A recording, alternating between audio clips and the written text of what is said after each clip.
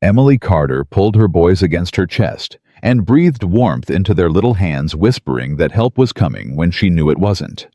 The fire was almost out. Every door in that town had shut in her face. Her husband was 3 months in the ground, and the men who'd taken his land had made certain a widow with twin boys was nobody's trouble but her own.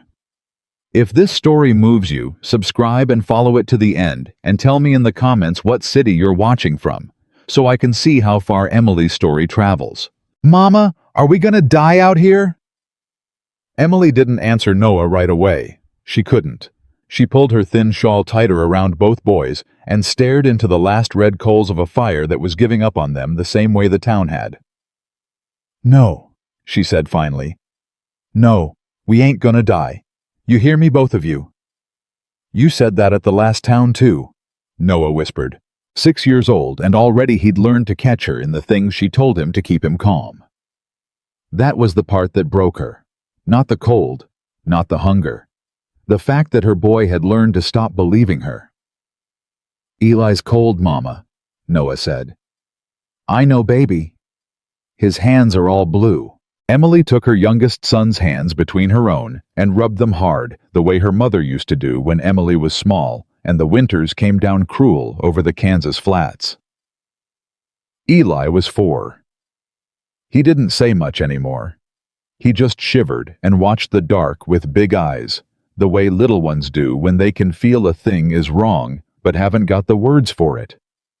Look at me, Eli, she said. Look right here at Mama. We're gonna be just fine. The fire popped once and died down lower. They'd been 3 days out from the last real town. 3 days since a man behind a counter had told her he was sorry, ma'am, but he couldn't extend her a thing. Not a sack of flour, not a length of rope, and no, he couldn't say why. Only that word had come down. That was all any of them would say. Word had come down. Emily hadn't understood it then. She was starting to understand it now. Her husband Thomas had died in the spring of a fever that took him in 11 days. Before that, he'd been a proud man, a good man, a man who'd bought a quarter section of decent grassland north of the Musselshell and told her they were going to build something their boys could stand on. And within a month of putting him in the ground, men she'd never seen before had come to her door with papers, notes, debts, liens against the land she didn't know Thomas had ever signed. There's a mistake, she'd told them. My husband didn't know. It's all here, ma'am, the lead man had said, and he'd tapped the papers. Signed and witnessed.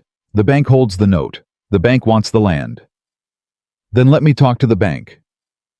Mr. Whitmore doesn't take meetings with folks in your situation, ma'am.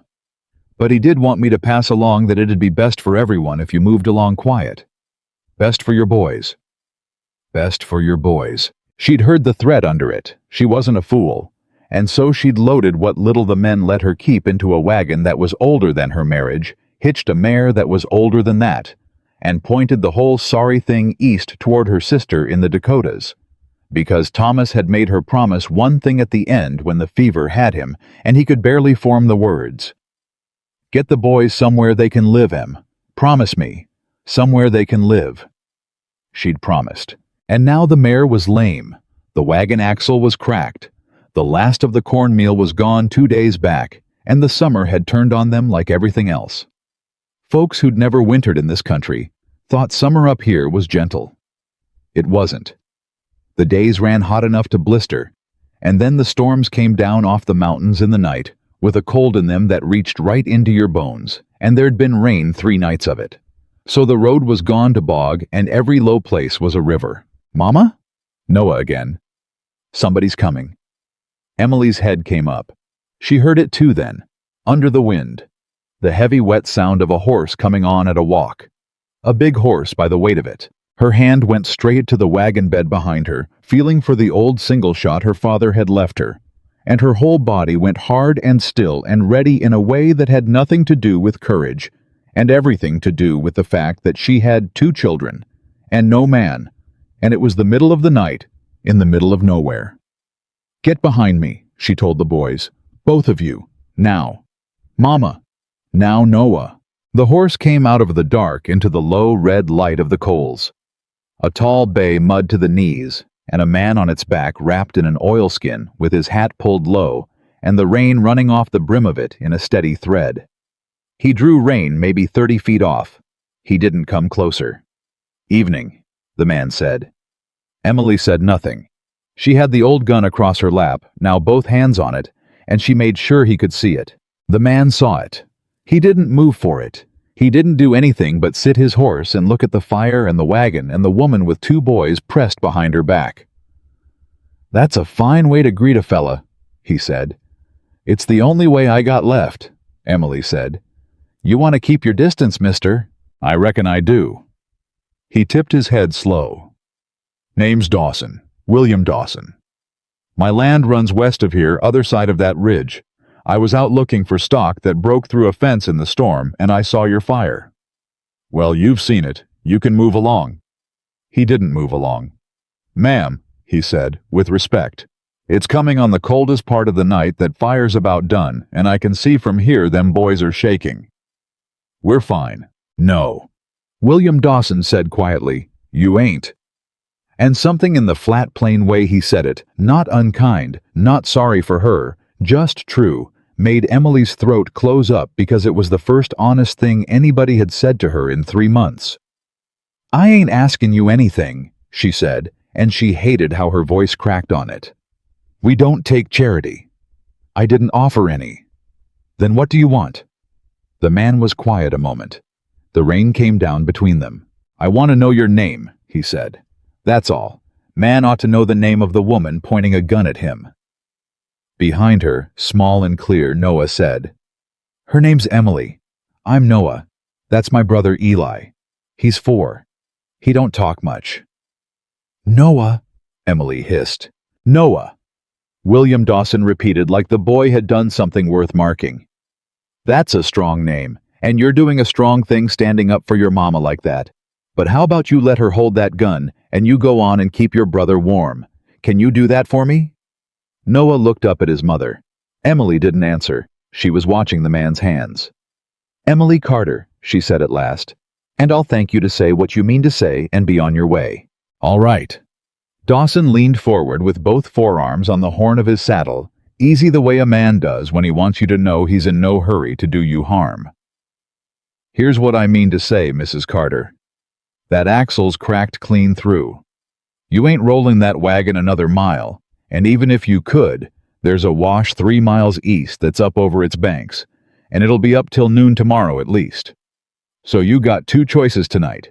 You can sit here and hope that fire holds, which it won't, and hope them boys make it to morning, which—" He stopped himself. "And that's a hope I wouldn't want to bet a child's life on. Or you can let me take you back to my place where there's a roof and a stove and food, and in the morning we'll figure the rest. Just like that. Just like that." "You make it sound simple," Emily said. "It is simple. It's just not easy. Those ain't the same thing." "And in the morning—" She kept the gun where he could see it. "You said we'd figure the rest in the morning. I've had men be real kind to me in the dark, Mr. Dawson, and then figure the rest come daylight. So let's figure it now. Fair." He didn't flinch from it. "In the morning I send a hand into town for a new axle. Takes a day, maybe 2. In that time you and your boys eat what my cook puts on the table, and you sleep behind a locked door with the only key on your side of it. You don't owe me $1, and you don't owe me a thank you, and you're free to walk off any hour you please. That's the morning, Mrs. Carter, every bit of it." "Nothing's free." "I didn't say it was free. I said you don't owe me. Somebody paid for that grass a long time before you got here, and it wasn't you, and it wasn't me." He glanced toward the boys. "Now, you want to keep testing me, that's your right, and I'll sit here and pass it all night, if that's what gets you and yours warm.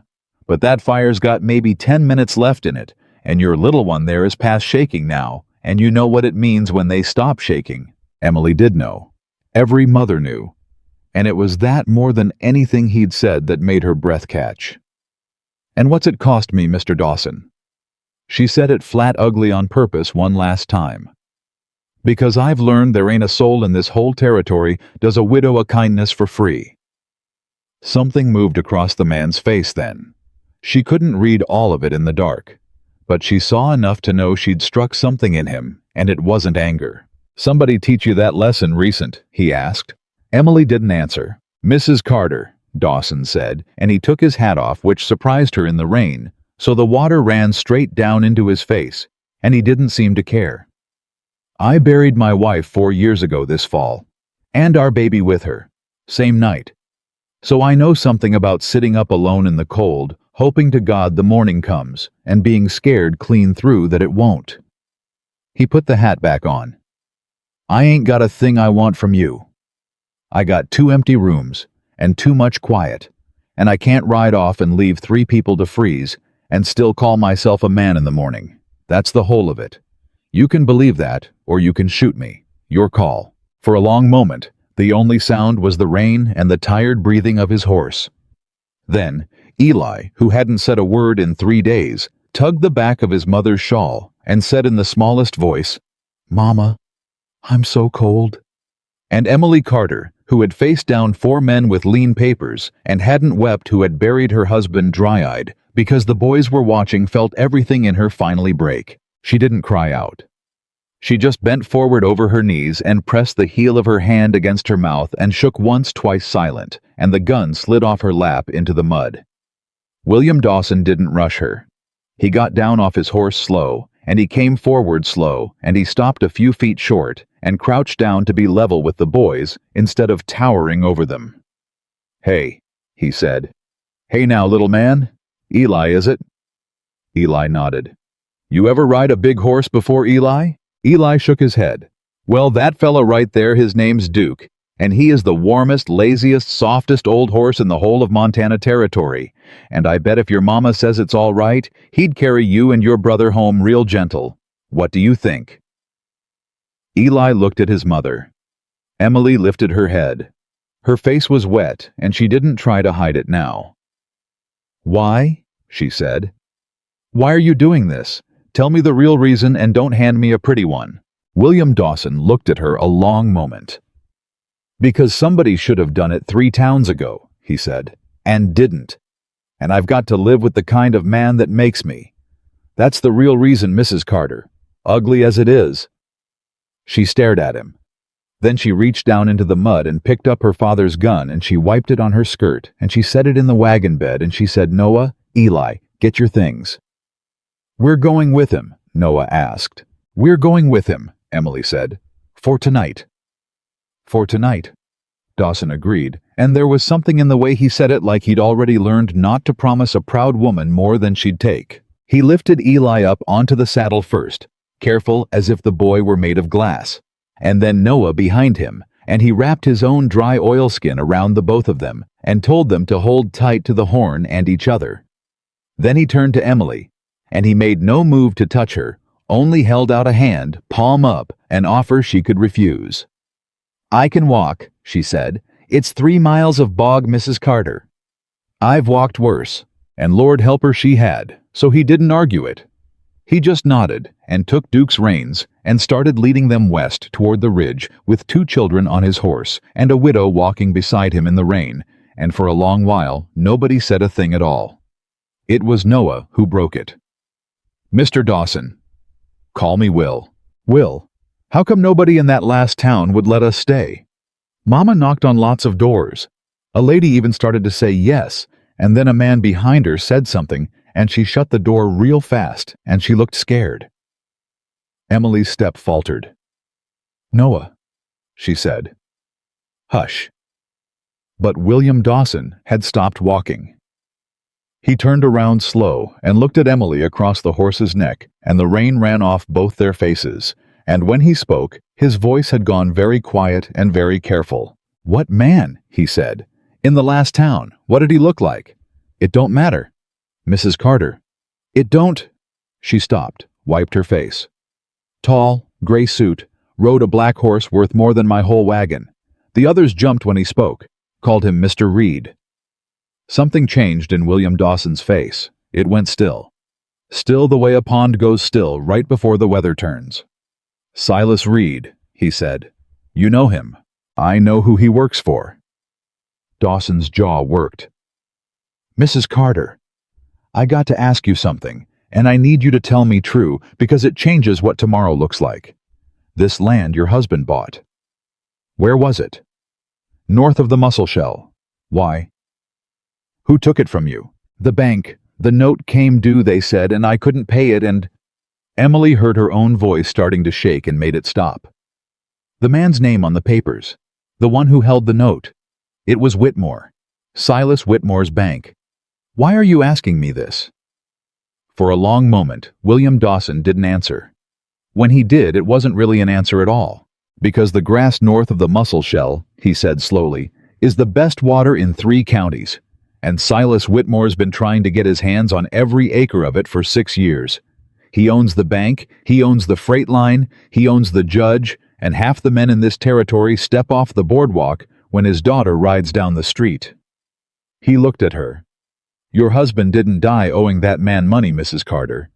Your husband died owning something that man wanted. Emily stood very still in the rain. That ain't, she started. That ain't how it... How much was the note for? $400. Thomas never, he'd have told me. He told me everything. $400, Dawson repeated. On a quarter section of the best grass in the country. That land's worth $3,000 if it's worth a nickel. You didn't lose a farm, Mrs. Carter. You got robbed. And the whole territory watched it happen and turned its back because the man that did it can ruin any one of them with a word. Emily's hand had come up to her mouth again. Not weeping now. Something colder. Word had come down, she whispered. What's that? That's what they kept saying. In every town, every store. Nobody'd sell me a thing, nobody'd let a room, and they all said the same words. Word had come down. She looked up at him. He put word out, didn't he? He put word out that nobody was to help me, so we'd just... Her voice failed. So we'd just die on the road, and it'd look like the weather. And nobody'd ever have to answer for a widow and 2 little boys. William Dawson didn't tell her she was wrong. That was the worst of it. He didn't tell her she was imagining things or being hysterical, or that surely no man would do such a thing. He just held her eyes in the rain and let her see that she'd landed square on the truth, and that he'd known it before she said it. Then you'd best not tell folks I'm helping you, Emily said, and there was iron coming back into her now right through the grief. You hear me, Mr. Dawson? You turn me loose in the morning. You point me at the wash, and you go home, and you forget you ever saw this fire. I won't have what's coming for me come for you and yours. That's not going to happen. You don't understand what he is, ma'am. William Dawson stepped around the horse's head, so there was nothing between them but a foot of cold air, and he looked down at her, and his voice never rose, but it went hard as a nail. I understand exactly what he is. I've understood it a good deal longer than you have. And I'll tell you what I've learned, which is that a man like Silas Whitmore only wins because everybody agrees ahead of time to let him. Every store that shut its door on you. Every town that watched. They all decided the price of doing right was too high, and they paid your boy's safety instead of their own. Well, he looked back at Noah and Eli huddled together and half asleep now on the horse's broad back dry under his coat. I'm done agreeing, so no, I'm not going to point you at the wash and go home. In the morning, you and those boys are going to eat a hot breakfast at my table, and then you and I are going to have a long talk about a note for $400, and about what a witness signature looks like when a man's too sick to hold a pen. Emily stared at him. You'd go against him, she said. For a woman you met an hour ago in the rain. No, ma'am. Will Dawson turned back to the horse and gathered the reins. I'd go against him for 2 boys I met an hour ago in the rain. You just happened to come with them. The corner of his mouth moved not quite a smile, too tired for a smile. Now come on. It's another mile and your youngest just fell asleep, and I'd sooner he woke up warm than woke up out here. We can argue the rest of it where there's a stove. And Emily Carter, who had promised a dying man she'd get his boys somewhere they could live, and had begun to believe no such place was left in all the world. For the likes of them looked at this stranger leading her children through the dark toward a light she couldn't see yet, and found she didn't have one more argument in her. So she walked. She walked beside him through the last mile of bog and rain, and she didn't take his hand, and he didn't offer it again, and neither of them said much. But once when she stumbled in a rut and went down to one knee in the mud, he stopped the whole procession and waited without a word, without reaching for her, until she got herself up on her own 2 feet again. And she understood that he'd done it on purpose. That he'd already learned in 1 hour the exact shape of her pride, and had decided to honor it rather than wound it. No man had done that for her since Thomas died. The ridge came up black against a sky that was just barely starting to gray in the east, and when they topped it, Emily saw it at last, far off, down in the shelter of the valley, a single square of warm yellow light burning in a window someone had left lit against the dark. "That your place?" she asked. "That's home," Will said. Emily looked at that light for a long moment. "Mama?" Noah stirred on the horse. "Is that where we're going?" Emily Carter wiped the rain and whatever else it was off her face with the back of her muddy hand, and she looked at that lit window, and something in her chest that had been clenched tight as a fist for 3 months loosened just the smallest bit, just enough to hurt. "Yeah, baby," she said.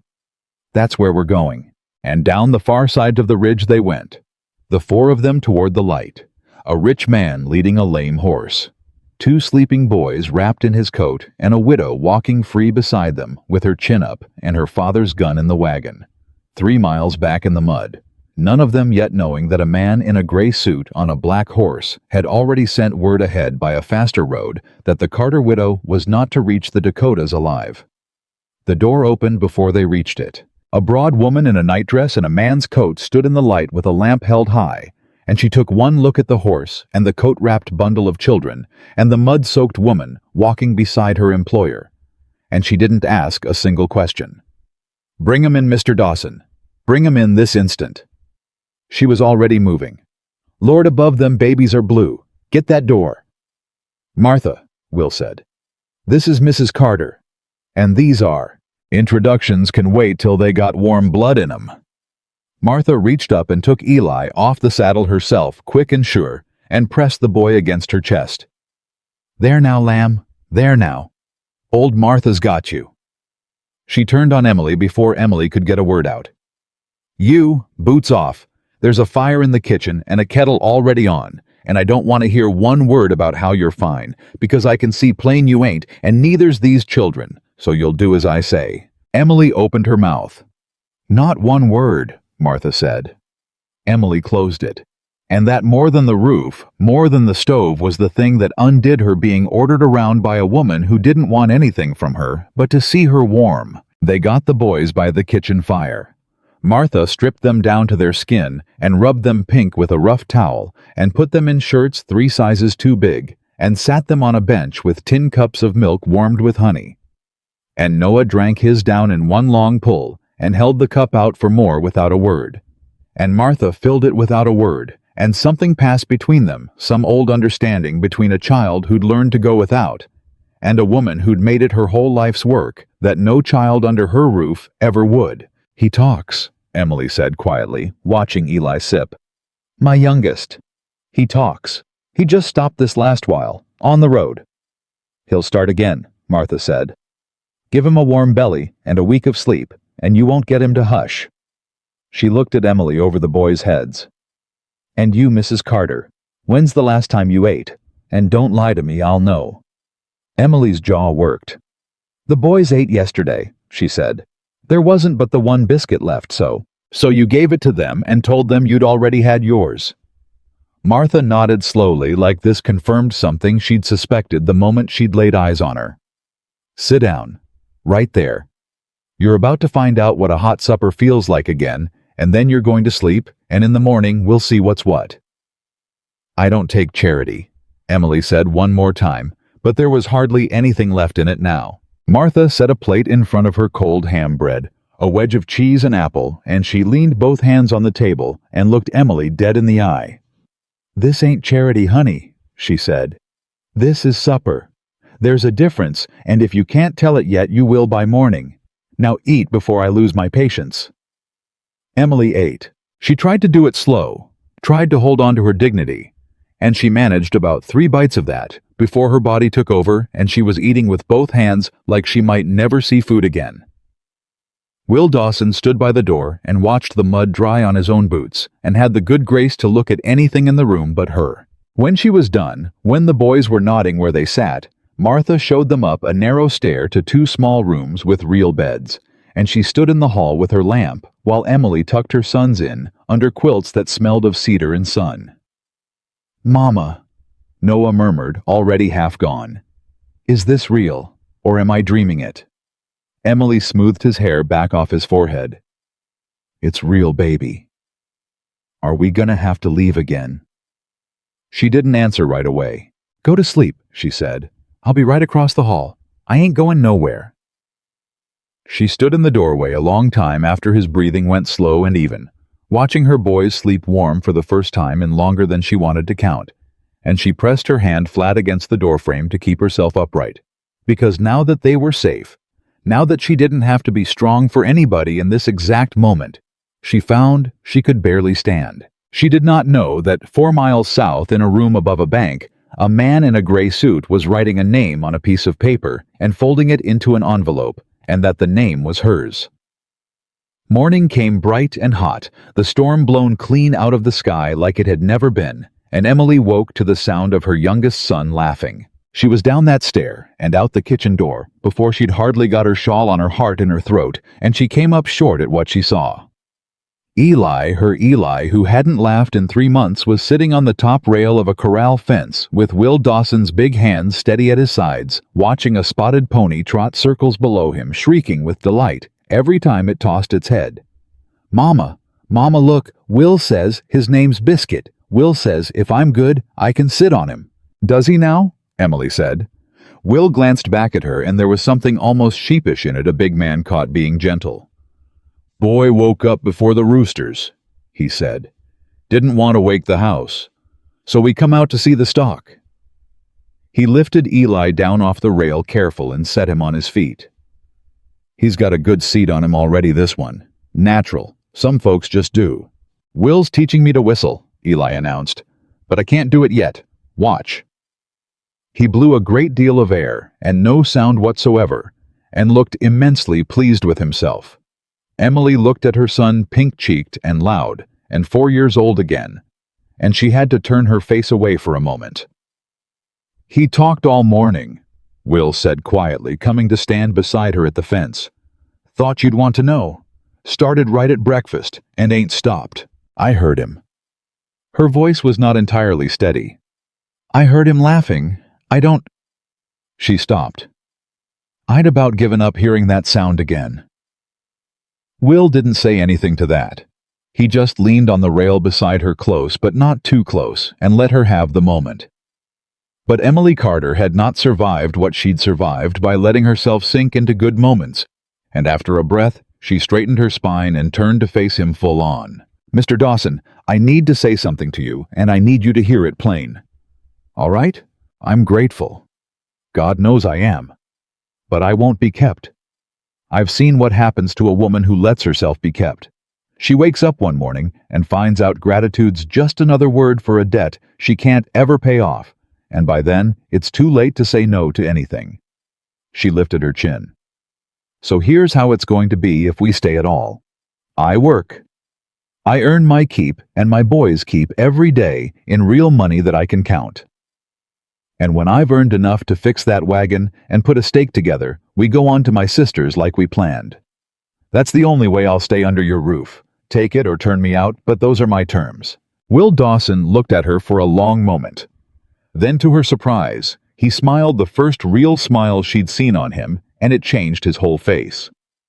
"You always negotiate this hard?" he asked. "Or am I just special, Mr. Dawson? Because I got a proposition of my own." He turned and set his back against the rail so he could look at her direct. "My last bookkeeper drank himself off to Deadwood 2 months ago and left my accounts in a state that would make a grown man weep. I got tally books I can't read, freight bills I can't match to nothing, and a wage ledger that don't add up no matter how many times I count it. I've been meaning to hire it done. It's real work.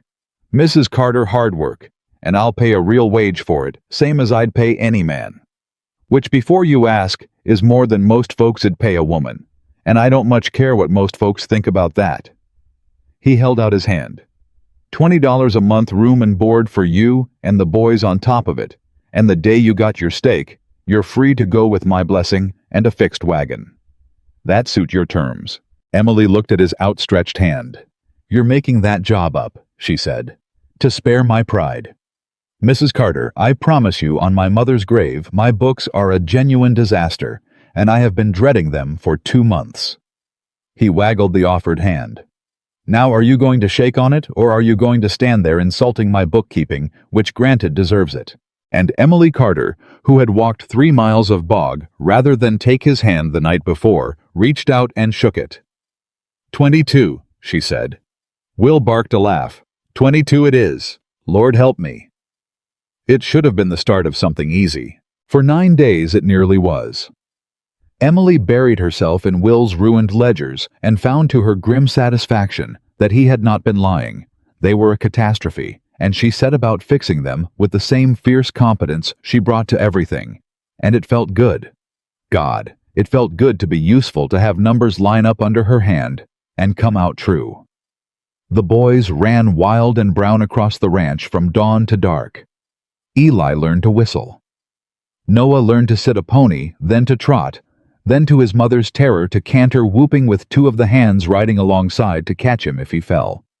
And Will Dawson was there through all of it, easy and steady, never once overstepping until the boys had started saying his name 100 times a day, and Emily had started without meaning to, listening for his boots on the porch in the evenings. On the 10th day, the trouble came. It came in the person of Tom Whitfield, the hand Will had sent to town for the wagon axle, who rode in near dark on a lathered horse with his hat gone, and a split lip and one eye swelling shut, and half fell out of the saddle into the yard. Tom Will was off the porch and across the yard before the man's boots hit dirt. What in God's name? I'm all right, boss. Whitfield spat blood. I'm all right, but I got to tell you. Who did this? Reed's men, 3 of 'em. They was waiting on the road out of town. Whitfield wiped his mouth with the back of his hand. Boss, they knew. They knew I come from Dawson Ranch, and they knew what I come for, said. He glanced at Emily, who had come out onto the porch with a boy's shirt still in her hands, and his face closed up. Maybe I ought to tell you private. You'll tell me right here, Will said. Mrs. Carter's got more right to hear it than anybody. Say it. Whitfield swallowed. They said to tell you the widow don't belong here. Said Mr. Whitmore knows she's under your roof, and he's took it as a personal discourtesy. Said. The man's jaw tightened. Said a smart man would put her and her boys back on the road, real quiet, and a stupid one would learn what happens to men who forget their place. Then they took the axle I'd bought and busted it over a rock in front of me, and they said any wheelwright in the territory who sells to Dawson Ranch this season is going to find his shop. Don't have a roof come winter. He looked at Will ashamed, like the beating was somehow his failing. I'm sorry, boss. I couldn't do nothing. There was 3 of 'em. For a long moment, nobody said anything. Then Emily set the boy's shirt down very carefully on the porch rail and walked down the steps into the yard and stood in front of Tom Whitfield, and she said, This is because of me. This happened to you because of me. Ma'am, that ain't. It is exactly that. She turned to Will, and her face had gone white and terrible. You see now what I told you. It's already started. A man's beaten bloody, and it's the 2nd day I'm here. What happens next? Mr. Dawson, what happens when it's not a hired man on a road but this house? When it's Martha? When it's one of my boys? Her voice cracked clean through. I have to go, tonight, right now, before... Stop. Will didn't shout it. He said it quiet, but there was a weight in it that stopped her cold. Just stop and think a second. You want to walk out that gate tonight on foot with 2 children into a dark full of the same 3 men who did this to Tom? That's what you're proposing. Walk right into their hands. He let that sit. That's not you protecting your boys, Emily. That's you handing them to him. Emily stood there shaking in the yard with no answer. Whitmore wants you scared. Will went on lower now. He wants you running. A running woman's easy. A running woman falls off a road in a storm, and nobody ever asks a question. You start running for him, and you don't stop till you're dead, and your boy's with you. The one thing he does not know how to fight is a woman who plants her feet and says no in front of witnesses. He looked at her steady. So we don't run. We get lawful. We get loud. We make what he's doing so public that killing you costs him more than letting you live. That's how you beat a man like that, not by disappearing, by refusing to. And the axle? Emily said bitterly. There's not a wheelwright in the territory will touch it now you heard Tom. So even if I wanted to leave lawful, I can't. He's seen to that. He's got me caged here, whether I like it or not. Then we don't need a wheelwright, Will said. I got a forge, and I got a man who was a smith before he was a cowhand. We'll build the axle ourselves. It'll take a week. And in that week, he turned to the house. You and me are going to find out exactly how a note for $400 got signed by a man who couldn't hold a spoon. Where's your husband's papers, Emily? Everything. Every scrap they let you keep. She had them in a flour sack under her bed, because a woman on the run learns to keep the important things where she can grab them in the dark.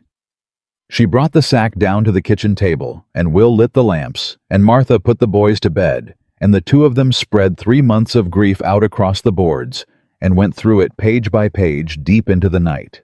It was Emily who found it. She had been staring at the note itself, the crisp official paper so unlike the soft worn documents of a real life, and something about the date had been snagging at her. A splinter she couldn't work loose until all at once she went very still. Will. What? This note. Her voice had gone strange. It's dated the 14th of April. So Thomas took to his bed on the 8th.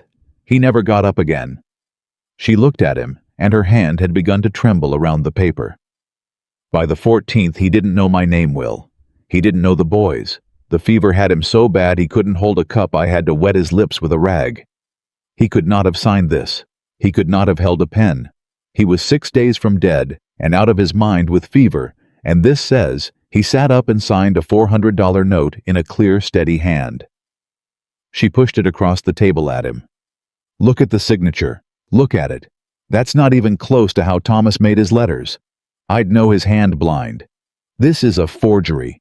This is a plain forgery, and I've been carrying it around for 3 months thinking my husband got us into some debt he was ashamed of, and he didn't. He didn't do anything. They made it up. They made all of it up over a dead man who couldn't say different. Will took the note and held it to the lamp.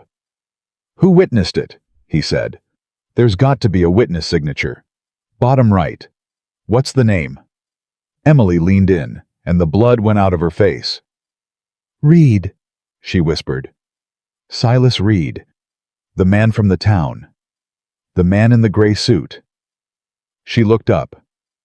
He witnessed my husband signing a note 6 days before he died. He signed his own name to the lie. Will Dawson set the paper down on the table very slowly, and when he spoke his voice had gone to something cold and flat that Emily hadn't heard from him before. Then we've got him, he said. You understand what this is? Emily, a witness signature is a sworn statement. Silas Reed put his name to a lie under color of law, and a lie under color of law is fraud, and fraud unwinds the whole title. That land's still yours. It was never lawfully took. And if we can prove Thomas couldn't have signed, if we get the doctor who tended him, the folks who sat up with him, anybody who'll swear he was past writing his name by the 14th. He stopped. His jaw was working. We don't just get your land back. We hang Reed's fraud around Whitmore's neck like a millstone because Reed's his man, and Reed don't sign a thing without Whitmore telling him to. This is the thread, Emily. This is the one loose thread in the whole rotten thing, and Whitmore knows it. That's why he wants you dead so bad, not the grass. He's got 1,000 acres of grass. It's this. You're the one person alive who can prove the 14th of April is a lie. Emily stared at the note between them on the table. The doctor, she said slowly. The doctor who tended Thomas. He'd swear to it. He was there the 14th, he'll remember. He said himself he'd never seen a fever take a man so... She stopped. A new thought had crossed her face, and it was worse than the last. Will. The doctor. His name was Ambrose. He had a little practice in Coal Creek. She looked up. Coal Creek's a Whitmore town. The bank there is Whitmore's. The doctor's house is likely on Whitmore's paper. Then we get to him first, Will said. Before Whitmore thinks to. First light I ride to Coal Creek and I... He never finished it, because that was the moment they heard the horses in the yard. Not one, several. Coming in slow and easy, the way men ride when they're not afraid of who's inside, and a woman's voice clear and cool and amused, calling out into the dark. William Dawson. Are you going to leave a lady sitting her horse in the cold, or have your manners run off with the rest of your good sense? Will went absolutely still. Who is that? Emily said. He didn't answer. He was already moving to the window, and Emily saw his hand pass close by the shelf where he kept his rifle and not take it. And she understood that whoever was in that yard was somebody he did not want to give a reason. Will. Emily's voice dropped. Who is that woman? Stay in here, he said. Keep the boys upstairs. Whatever you hear, do not come out. Will. But he was already at the door, and he opened it, and the lamplight fell out into the yard, and Emily, who had not stayed in the kitchen, who had never in her life done the sensible thing when her children were sleeping, 10 feet above, Trouble came to the window and looked out. There were 4 riders. 3 of them were men, hard men sitting their horses in a loose half-circle with the ease of men who'd done violence before and expected to again. And at the center of them, on a black mare that was worth more than the whole of Dawson Ranch's remuda, sat a woman in a riding habit the color of dried blood, hatless, her dark hair pinned up sleek, smiling down at Will Dawson like the two of them shared some long private joke. "Well," she said, "you look terrible, Will. Country living never did agree with you." Her eyes moved past him to the lit window to Emily's face framed in it, and her smile didn't waver by so much as a hair, but something behind it sharpened to a point. And there she is, the famous widow. I confess I expected more. Half the territory's talking about the woman who's got the great William Dawson defying my father, and here she is in a made-over dress doing sums at your kitchen table. The woman tilted her head. How very domestic. Caroline. Will's voice was flat. It's late. Whatever this is, it can wait for daylight and a lawyer. Oh, Will. Caroline Whitmore swung down off her mare without being helped. Landing light, and she came a few steps toward the porch with her riding crop tapping idle against her boot. It's always lawyers with you now. There was a time you didn't need a lawyer to talk to me. She stopped at the foot of the steps and looked up at him, and for just a moment, so quick, Emily nearly missed it. Something old and genuinely hurt crossed the woman's beautiful face before the amusement slid back over it like ice over a pond. But that's not why I'm here. I'm here to do that woman a kindness, since apparently no one else in this territory will. She doesn't want your kindness. She hasn't heard it yet. Caroline raised her voice, pitching it past Will straight at the window, straight at Emily. Mrs. Carter, I know you can hear me, so let's not pretend. I've come to make you an offer, and I'd advise you to take it because it's the only kind one you're going to get. She smiled up at the window. $500. Cash tonight in my saddlebag. Enough to fix your wagon 10 times over and start fresh anywhere you like far from here. All you have to do is get your boys and go tonight and never speak my father's name again. $500, Mrs. Carter, to walk away from a fight you cannot possibly win. That's more mercy than my father's ever shown a living soul, and he only lets me offer it because he's fond of me. Her voice dropped silk over steel. Because the alternative, Mrs. Carter, the alternative if you stay, is that everyone under this roof learns what it costs to stand between a Whitmore and what a Whitmore has decided to have. And some of them are very small, and they sleep so soundly, don't they? Emily was down the stairs and out the door before Will could stop her.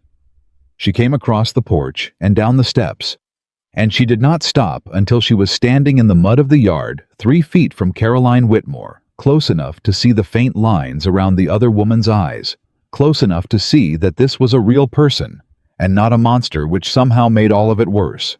"You threatened my children," Emily said. "You sat there on your fine horse, and you threatened my sleeping children." "I offered you $500. Caroline said mildly. "The threat is only in what you'll refuse. Take your money and your men and get off this land." Caroline studied her for a long moment. The amusement had gone out of her face now, and what was left was something colder and strangely sadder. "You think you're being brave," she said quietly. "I can see it. You think this is the moment in the story where the poor widow stands up to the wicked rich woman and everyone claps. But you don't understand where you are, Mrs. Carter, or who you're talking to." She stepped closer, and the men behind her did not move, and her voice dropped so that only Emily and Will could hear it. "I was born to a man who taught me one lesson before I could read, and he taught it to me with a strap when I got it wrong. There are two kinds of people in this world. The ones who take and the ones who get taken from. That's all. That's the whole of it. My mother was the second kind. She married a hard man thinking love would soften him, and she spent 19 years being taken from a little at a time until there was nothing left of her but a woman who flinched, and then she died. And do you know what my father said at her grave?" Caroline's smile was terrible. He said, "She never did understand how the world works. So I understood it for her. I made very sure I would only ever be the first kind. And I have been. And it has kept me alive, and it has kept me powerful, and it has kept me from ever once being made small, the way she was made small." She looked at Emily, and for a heartbeat, there was something almost like pity in it. "You're the second kind, Mrs. Carter. You've always been the second kind. I can see it on you like a brand. And the second kind do not win. They only ever choose how much it costs them to lose. So I'm giving you the cheap way. Take the money. Because the other road ends the same place, and it ends there over your children's graves as well as your own." For a long moment, Emily didn't answer. And then she did something Caroline Whitmore plainly had not expected. She took a step closer so they were near enough to embrace, and she looked into the other woman's eyes, and her voice, when it came, was not angry at all. It was gentle. It was the most dangerous thing in the whole yard. "He beat you," Emily said softly. "Didn't he? Your daddy. He stood over you with a strap, and he taught you the world's got only takers and took-froms, and you were just a little girl, and you believed him because what else does a little girl do?" She shook her head slowly. "You poor thing. You poor frightened thing. You think you got out from under him. You think you're the first kind now safe up there on your fine horse. But you're still that little girl doing exactly what he trained you to do, still trying to prove to a dead woman's ghost that you're not like her.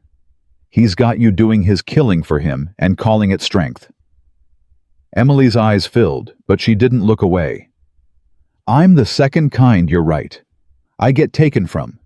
They took my husband and my land, and near enough my babies' lives. But I'll tell you the one thing your daddy never taught you because he didn't know it himself. The second kind love Caroline. That's what makes us easy to take from.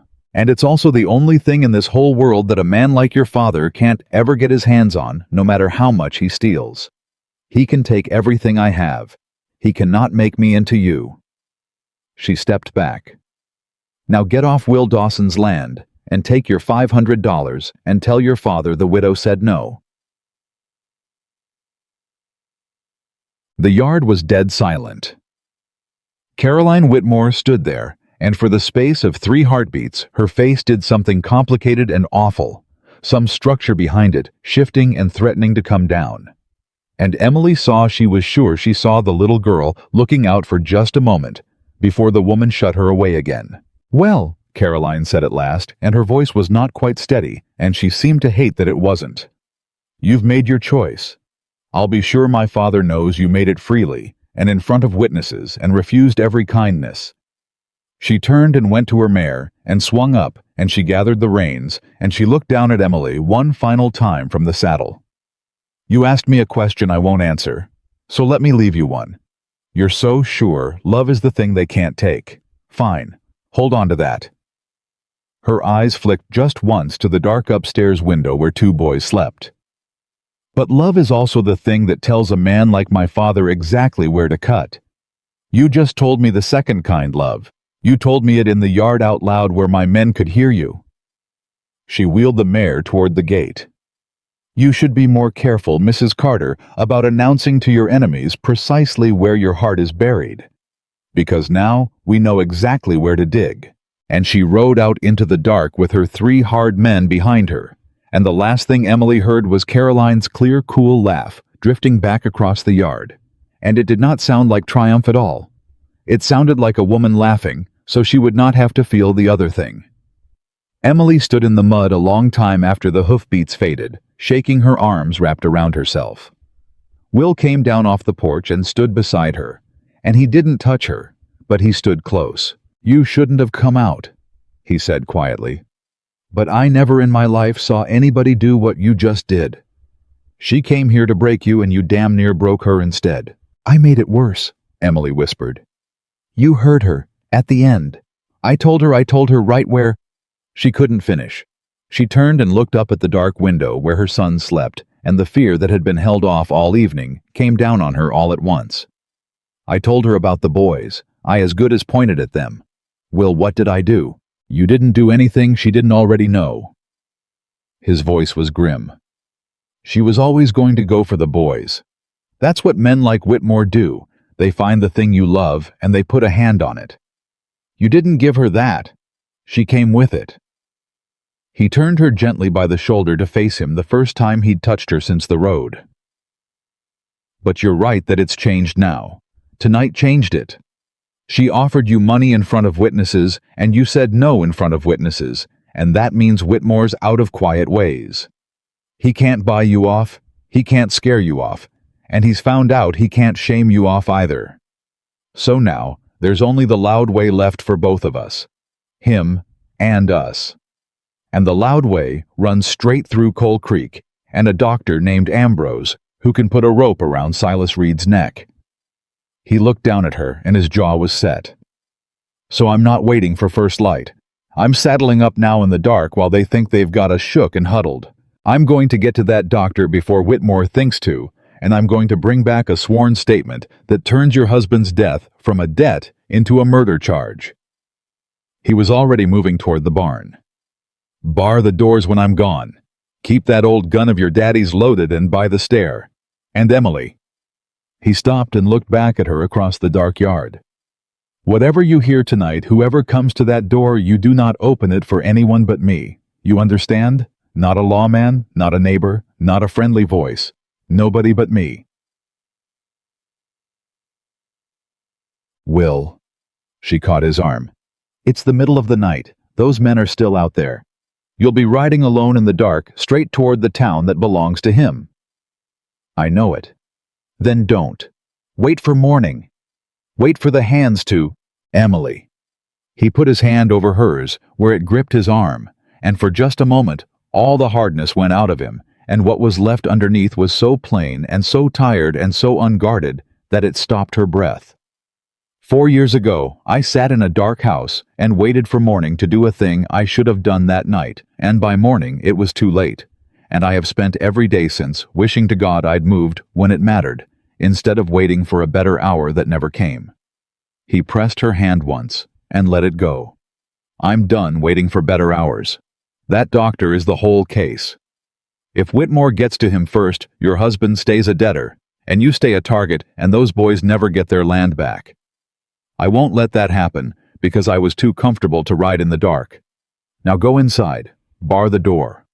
And keep my supper warm, because God willing, I'll be back before those boys wake up, and none of them will ever know their mama spent the night with a loaded gun across her knees. And Emily Carter stood in the muddy yard and watched him lead his horse out and swing up and ride hard for the gate. A lone rider going out into a dark full of men who wanted them all dead, carrying the one slim hope any of them had of ever being free. And she went inside, and she barred the door. And she took her father's gun down off the shelf, and she sat at the foot of the stairs where her son slept, and she waited for a morning she was no longer sure would come. She didn't sleep. She couldn't have if she'd wanted to. She sat at the foot of the stairs with her father's gun across her knees and counted the hours by the changing of the dark, and every sound the old house made in the wind became for one heart-stopping second boots on the porch or a hand on the latch. Twice, she got up and climbed the stairs and stood in the doorway of the boys' room just to hear them breathe. Twice, she came back down and sat again.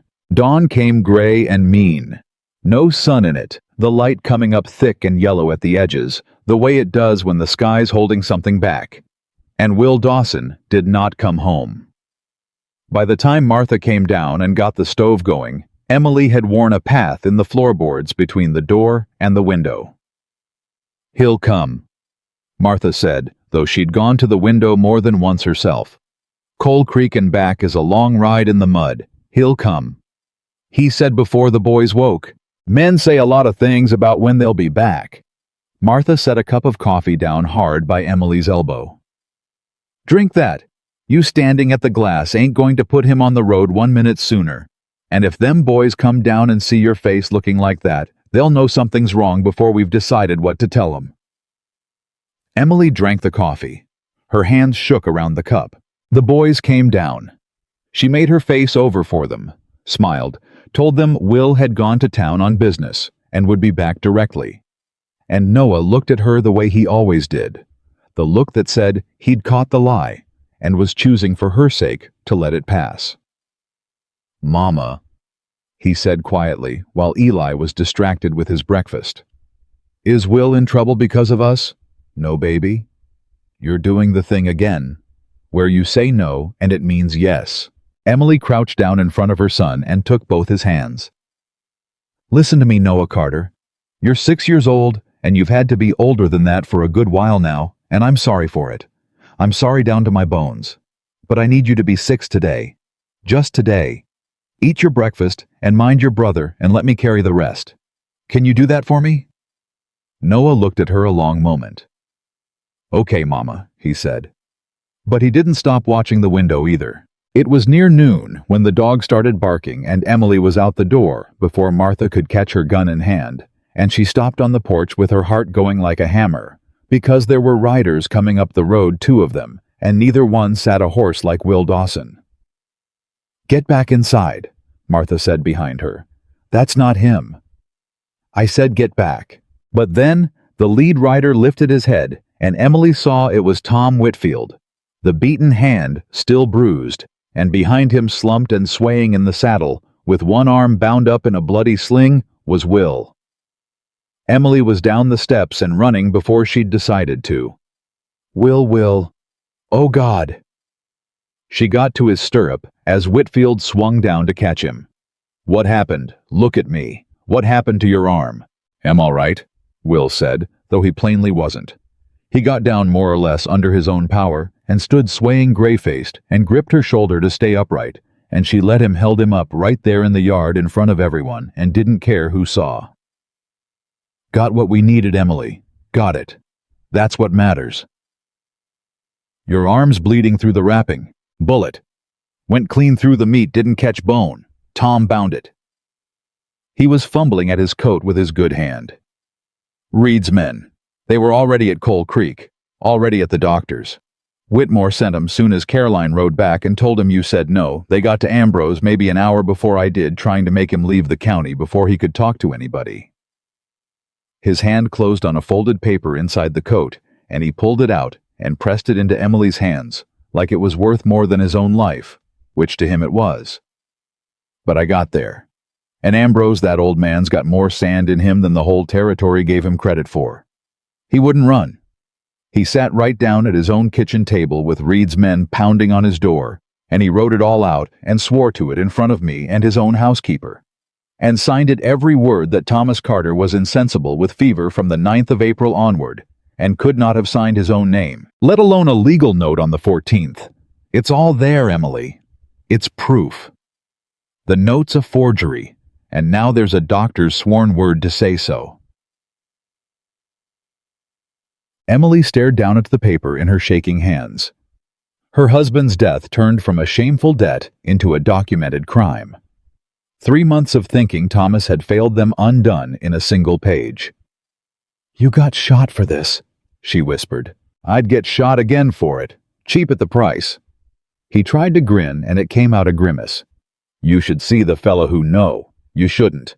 But he'll be picking buckshot out of his backside a good while, and he won't be telling Reed I came away empty-handed.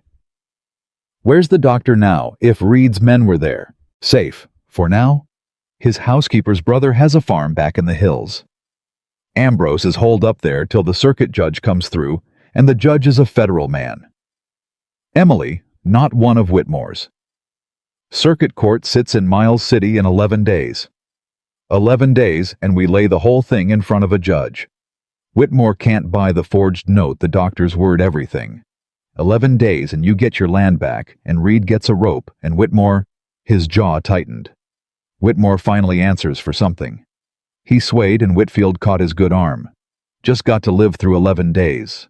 They got him inside and onto the settee, and Martha went at the wound with hot water and clean linen, while Will hissed through his teeth, and the boys hovered wide-eyed in the doorway until Emily sent them up to fetch fresh bandaging, just to give them something to do that wasn't watching a man they loved bleed. And they did love him. That was the thing Emily couldn't unsee now, watching Eli's white little face. Somewhere in 10 days, these boys had gone from a man who was a stranger to a man they couldn't stand to see hurt. And she had let it happen.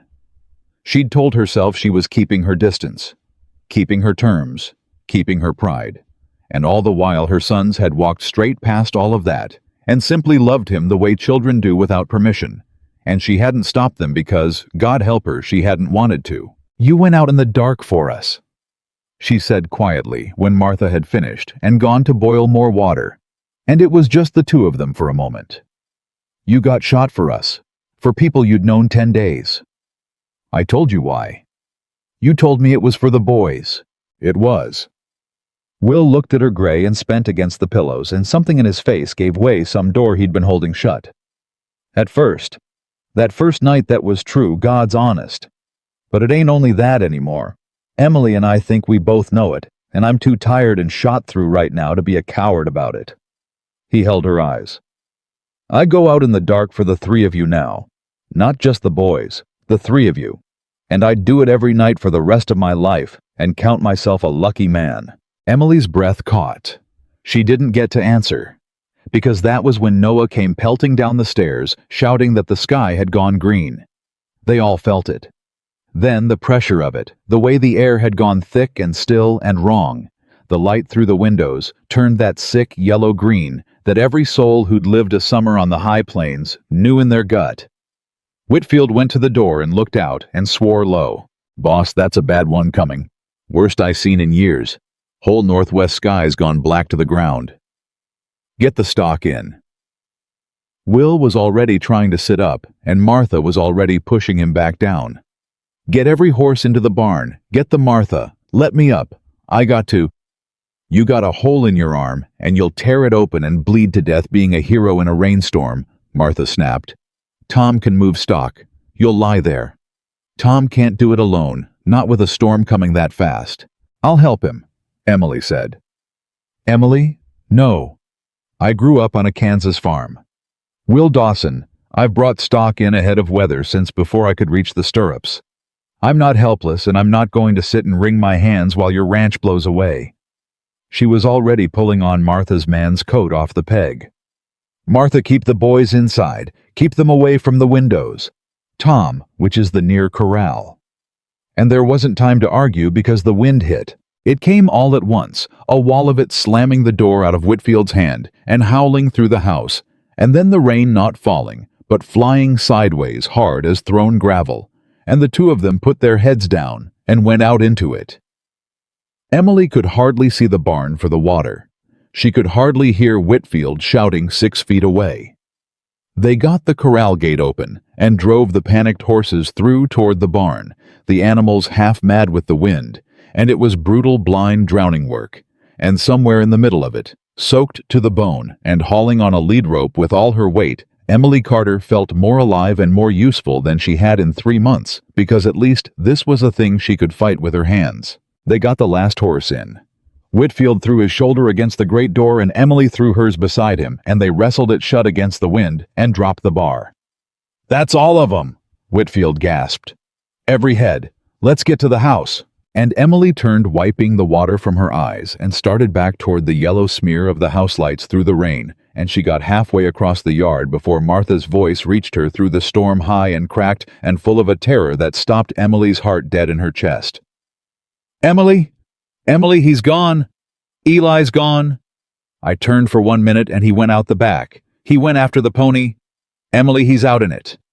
The world dropped away. For one endless second, Emily Carter could not move, could not breathe, could not do anything but stand in the driving rain with those words going through her like a blade. "He's out in it. He's out in it." And then everything in her that was a mother took over, and she was running for the back of the house, screaming her son's name into a wind that tore it out of her mouth and threw it away. "Eli, Eli." Nothing. Just the roar of the water and the wind. "The pony."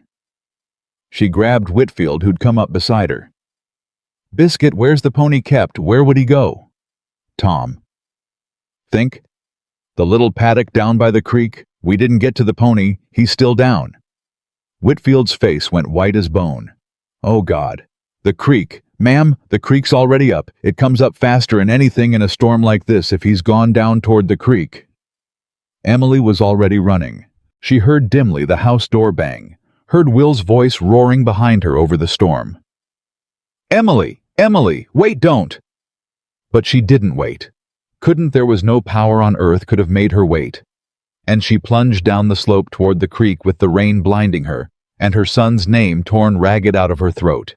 She fell twice in the mud, got up twice. The roar of the water grew and grew until it was all she could hear. And that was wrong. That was terribly wrong. A creek shouldn't roar like that. And then she came over the lip of the bank and saw it, and her heart stopped. It wasn't a creek anymore. It was a brown, boiling river, risen 10 feet in an hour, tearing whole trees along in it, and out in the middle of it, clinging to the branches of a half-drowned cottonwood that the water had not yet ripped free, was a small, pale shape, and it was screaming, and it was her son. "Eli!" Emily screamed. "Eli, Mama's here! Hold on, baby! Mama!" The little voice came thin across the water. "Mama, I can't. The water's pulling. I can't hold." Emily went into the water without a thought, and the current took her legs out from under her instantly, and Will Dawson's good arm closed around her waist and hauled her back onto the bank half a second before the river could have her. "No," he shouted in her ear. "You go in there, you die, and then who's got him? You die, and he dies. Look at me. You can't swim that. Nobody can swim that. That's my baby. I know." His face was inches from hers, streaming water, and there was something in it she'd never seen, a wildness, a grief that went down years. "I know it's your baby, and I'm going to get him. You hear me? I'm going to get him. But you have to let me, and you have to do exactly what I say, because I have done this before, Emily. I have stood on a bank exactly like this one, and I waited for the water to go down. I waited for a safer way, and by the time I went in, my wife and my son were gone. Both of them. Gone. Because I waited." His voice broke clean in half. "I am not waiting this time. Do you hear me? I am not waiting this time. Get me that rope off the paddock fence. Go." And Emily understood in that shattering instant the whole of him, the man who wouldn't wait for morning, the man who rode out in the dark, the man who'd lost his family to a river on a night just like this one, and had spent 4 years drowning in the waiting he hadn't done. She understood it, and she ran for the rope. She tore it free of the fence, and Whitfield was there, and the two of them got it to Will, and he was already stripping off his coat, one-armed, useless-armed, and looping the rope around his own waist. "Tom, you and Emily, you take the other end, you snub it round that fence post, you take a turn round it, and when I get the boy, you haul for both our lives, and you do not stop, and you do not let go no matter what, you understand me." He cinched the knot. If the water takes me under, you pull me back and we try again. You do not come in after me. Neither of you. That boy needs his mama on the bank. Say it." "I'm on the bank," Emily sobbed. "I'm on the bank. Get my son. Please, Will. Please get my son." Will Dawson looked at her 1 second longer. "I'll get him," he said. "I swear to God I'll get him or I won't come back." And he went into the river. It took him instantly, dragged him off his feet, and the rope snapped taut, and Emily and Whitfield dug their heels into the mud and held the rough hemp, tearing their palms bloody. And Will fought across that killing current, one-armed, going under, coming up, going under again. And every time he vanished, Emily stopped breathing. And every time his head broke the surface, she screamed encouragement she couldn't hear herself make. He reached the cottonwood. He got his good arm around the trunk and hauled himself up against it and reached out toward the small pale shape, and Emily heard impossibly over all that roaring water her son's cry, "Will!" and saw Eli let go of his branch and lunge, and for one horrifying instant, both of them were in the open current, with nothing but a rope and a wounded man's grip between them and the churning water. And then Will had him, had the boy clamped against his chest with that one good arm, and he turned his face to the bank and roared the only word that mattered. Pull they pulled. God, how they pulled. Emily Carter hauled on that rope with a strength she didn't know a body could hold, her feet skidding the mud.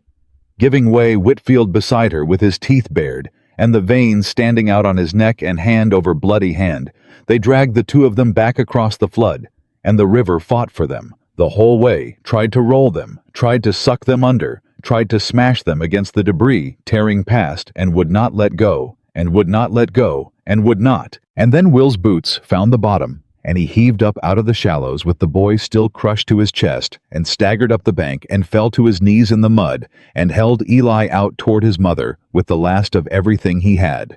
Emily snatched her son into her arms. "Eli, Eli, baby, look at me, breathe, breathe for Mama."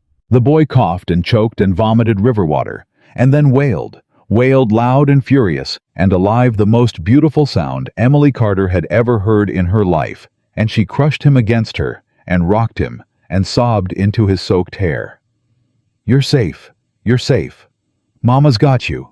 You're safe." Over and over, kneeling in the mud with the rain coming down and her whole body shaking. And beside her, Will Dawson had gone down onto his side in the mud, and he was not moving. "Will." Emily grabbed his shoulder with one hand, Eli still clutched in the other arm. "Will! Will!" She shook him. His lips had gone blue, his eyes half shut, the water-soaked bandage on his arm, run entirely red, now torn open by the river. "No, no, no, no, you don't get to do this. You do not get to save my son and then die on me. Will Dawson, do you hear me? Tom, help me get him up." Whitfield got Will's good arm over his shoulders, and Emily took Eli, and they half-carried, half-dragged the unconscious man up the slope through the storm to the house. And Martha met them at the door with the boys, screaming behind her, and they got Will onto the kitchen table, and Martha went to work on him, like a woman possessed, cutting away the sodden bandage, packing the torn wound, pressing her ear to his chest, slapping his gray face, and shouting his name. He came around slow, coughed, groaned, opened his eyes to the ceiling, and then turned his head and found Eli wrapped in 3 blankets on Emily's lap, wet-headed and hiccuping, but alive, and something in Will Dawson's ruined face eased. "He breathing?" Will rasped. "He's breathing," Emily said, and she was crying and laughing both at once. "He's breathing, Will. You got him. You got him." "Told you I would." His eyes drifted shut again. "Didn't wait this time, did I?" "No," Emily whispered, and she reached across and took his cold hand in hers and held it hard. "No, you didn't wait. You didn't wait." And for a while there was nothing in that kitchen but the storm hammering the roof and the fire and 4 soaked and shaking people who had just come through the worst hour of their lives together and come out the other side, still breathing, still holding on to one another. And Emily looked around that warm, bright room at Will unconscious on the table, and the boys pressed to her sides, and Martha weeping quietly as she worked, and she understood all at once and past all, denying that this was her family. Not by blood, not by law, by this. By a man who went into a river for a boy that wasn't his by two children, who'd chosen a stranger for a father, by a woman who'd cursed her way through every kindness and been loved anyway. This was home. This was the thing Thomas had made her promise to find. Somewhere they can live. She'd found it, and it had been here all along, 3 days' ride and one impossible storm from where she'd started. She should have known it couldn't last. The storm broke near dawn, blew itself out, and left the world dripping and gray, and Will slept, and the boys slept, curled against each other on the settee, and Emily sat by Will's side with his hand in hers, and let herself for a few hours believe. Once in the deepest part of the night, he'd surfaced just for a moment, his eyes finding her in the lamplight. "They still breathing," he'd murmured. "The boys. They're breathing. They're right there. Go back to sleep. You should have let me stay under," he'd said, thick and half-dreaming. 4 years I wanted to stay under. Then a boy needed pulling out of a river, and I found out I still knew how to want to come back up. His hand had tightened weakly on hers. "You did that. You and them. Woke me up. Been asleep 4 years, and you three woke me up." "Hush now," she'd whispered, and her throat had ached around it. "You're talking out of the fever. Sleep." "Am not feverish," he'd said, already going under again. "Am just happy. Forgot what it—" And then he was gone, breathing slow and even. And Emily had sat there in the dark, holding the hand of a man who'd forgotten what happy felt like until she and her boys walked out of a storm and into his life, and she had thought, "God forgive me. I could love this man. I think I already do." And the thought had frightened her worse than any of Whitmore's men. Then mid-morning, the dog barked, and there were horses in the yard, and Emily went to the window with dread already rising in her, and saw Caroline Whitmore step down from her mare, and behind her, this time, a man in a black coat and spectacles carrying a leather case, the kind of man whose whole trade is other people's ruin. Emily met them on the porch. She would not let them in the house where the boys slept. "He can't see you," she said. "Will's hurt. He nearly died last night. Whatever you want, it waits. I know he's hurt." Caroline's face was strange this morning, none of the amusement in it. "I know all of it, Mrs. Carter. I know he went into the Miller's Creek flood one-armed and pulled your boy out. The whole county knows by now. They're saying William Dawson's a hero." She said the word like it hurt her.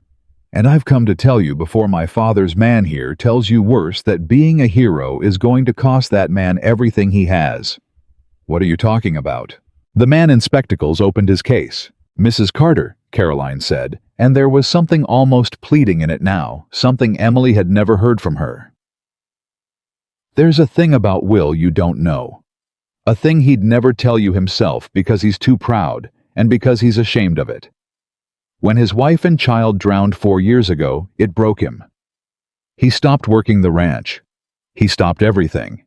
He was drinking himself to death, and the bank was about to take Dawson Ranch out from under him, my father's bank, and my father offered him a way to keep it." She looked away. "Me. My father offered him me and the money to save the ranch in a marriage contract. And Will, God help him. Will was so far gone with grief he signed it. A binding contract of marriage witnessed and filed, promising his hand to me in exchange for the note that saved his land. That was 4 years ago. He sobered up. He came to me and begged off, and Her voice caught.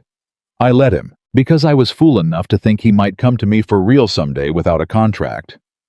So it sat in my father's safe, unenforced. A favor. A thing I held for him." The man in spectacles drew out a document thick with seals. "But you've made my father angry, Mrs. Carter." Caroline went on very low. "Angrier than I've ever seen him. You said no in his own daughter's face, and this morning he took that contract out of his safe and he put it in this man's hands, and he is going to enforce it. In law. If Will Dawson does not honor his signed promise to marry me, my father calls the note that saved this ranch, the whole note, 4 years of it, more money than Will could raise in a lifetime, and takes Dawson Ranch, the barn, the stock, the house, every acre, and every board of it, and puts Will off it with nothing." She looked at Emily, and her eyes were wet, and it was impossible to tell any longer whether the tears were for herself, or for Will, or for the whole rotten machine that had made them all what they were. "So there it is. That's the choice my father's given him. He can keep his home and marry me a woman he doesn't love and go on living. Or he can throw it all away on you and your boys and walk off his own land a beggar. Those are the only 2 roads, Mrs. Carter. My father's seen to it there's no third." Emily stood on the porch, and the world seemed to tilt under her. "He wouldn't," she whispered. "He wouldn't throw away everything he has. He would." Caroline's voice was flat with certainty. "That's exactly what he'd do, and you know it, or you wouldn't have gone so white. That's the kind of man he is. He'd give up every acre he owns for you and those boys, and never once look back and be glad to do it and be ruined for it, and you'd have to watch him lose the one thing his whole grief has been poured into for 4 years, and know it was you that cost him." She stepped closer. "I'm not here to gloat, Mrs. Carter. I thought I would be. I rode out here this morning meaning to enjoy this, and I find that I can't. So I'm going to tell you the truth instead, and God knows why. My father has already lost. Do you understand? Your husband's forged note, the doctor's sworn word. My father knows it goes before a federal judge in 11 days, and there's nothing he can do to stop it, and he can't buy that judge. And Reed is going to hang, and my father is finally going to answer for something after 30 years of never answering for anything. He knows it. And a cornered man like my father doesn't care anymore about winning. He only cares about making sure that everyone who beat him bleeds for it. He can't save himself now, so he's going to spend his last free days destroying William Dawson because Will is the man who dared to shelter the woman who brought him down. This marriage contract isn't about me. It never was. It's my father's revenge, and I'm just the shape it takes." She wiped her face angrily. "So you win, Mrs. Carter. You win the land and the case and the law. And the price of your winning is that the man who went into a river for your son loses everything or marries a woman he can't stand.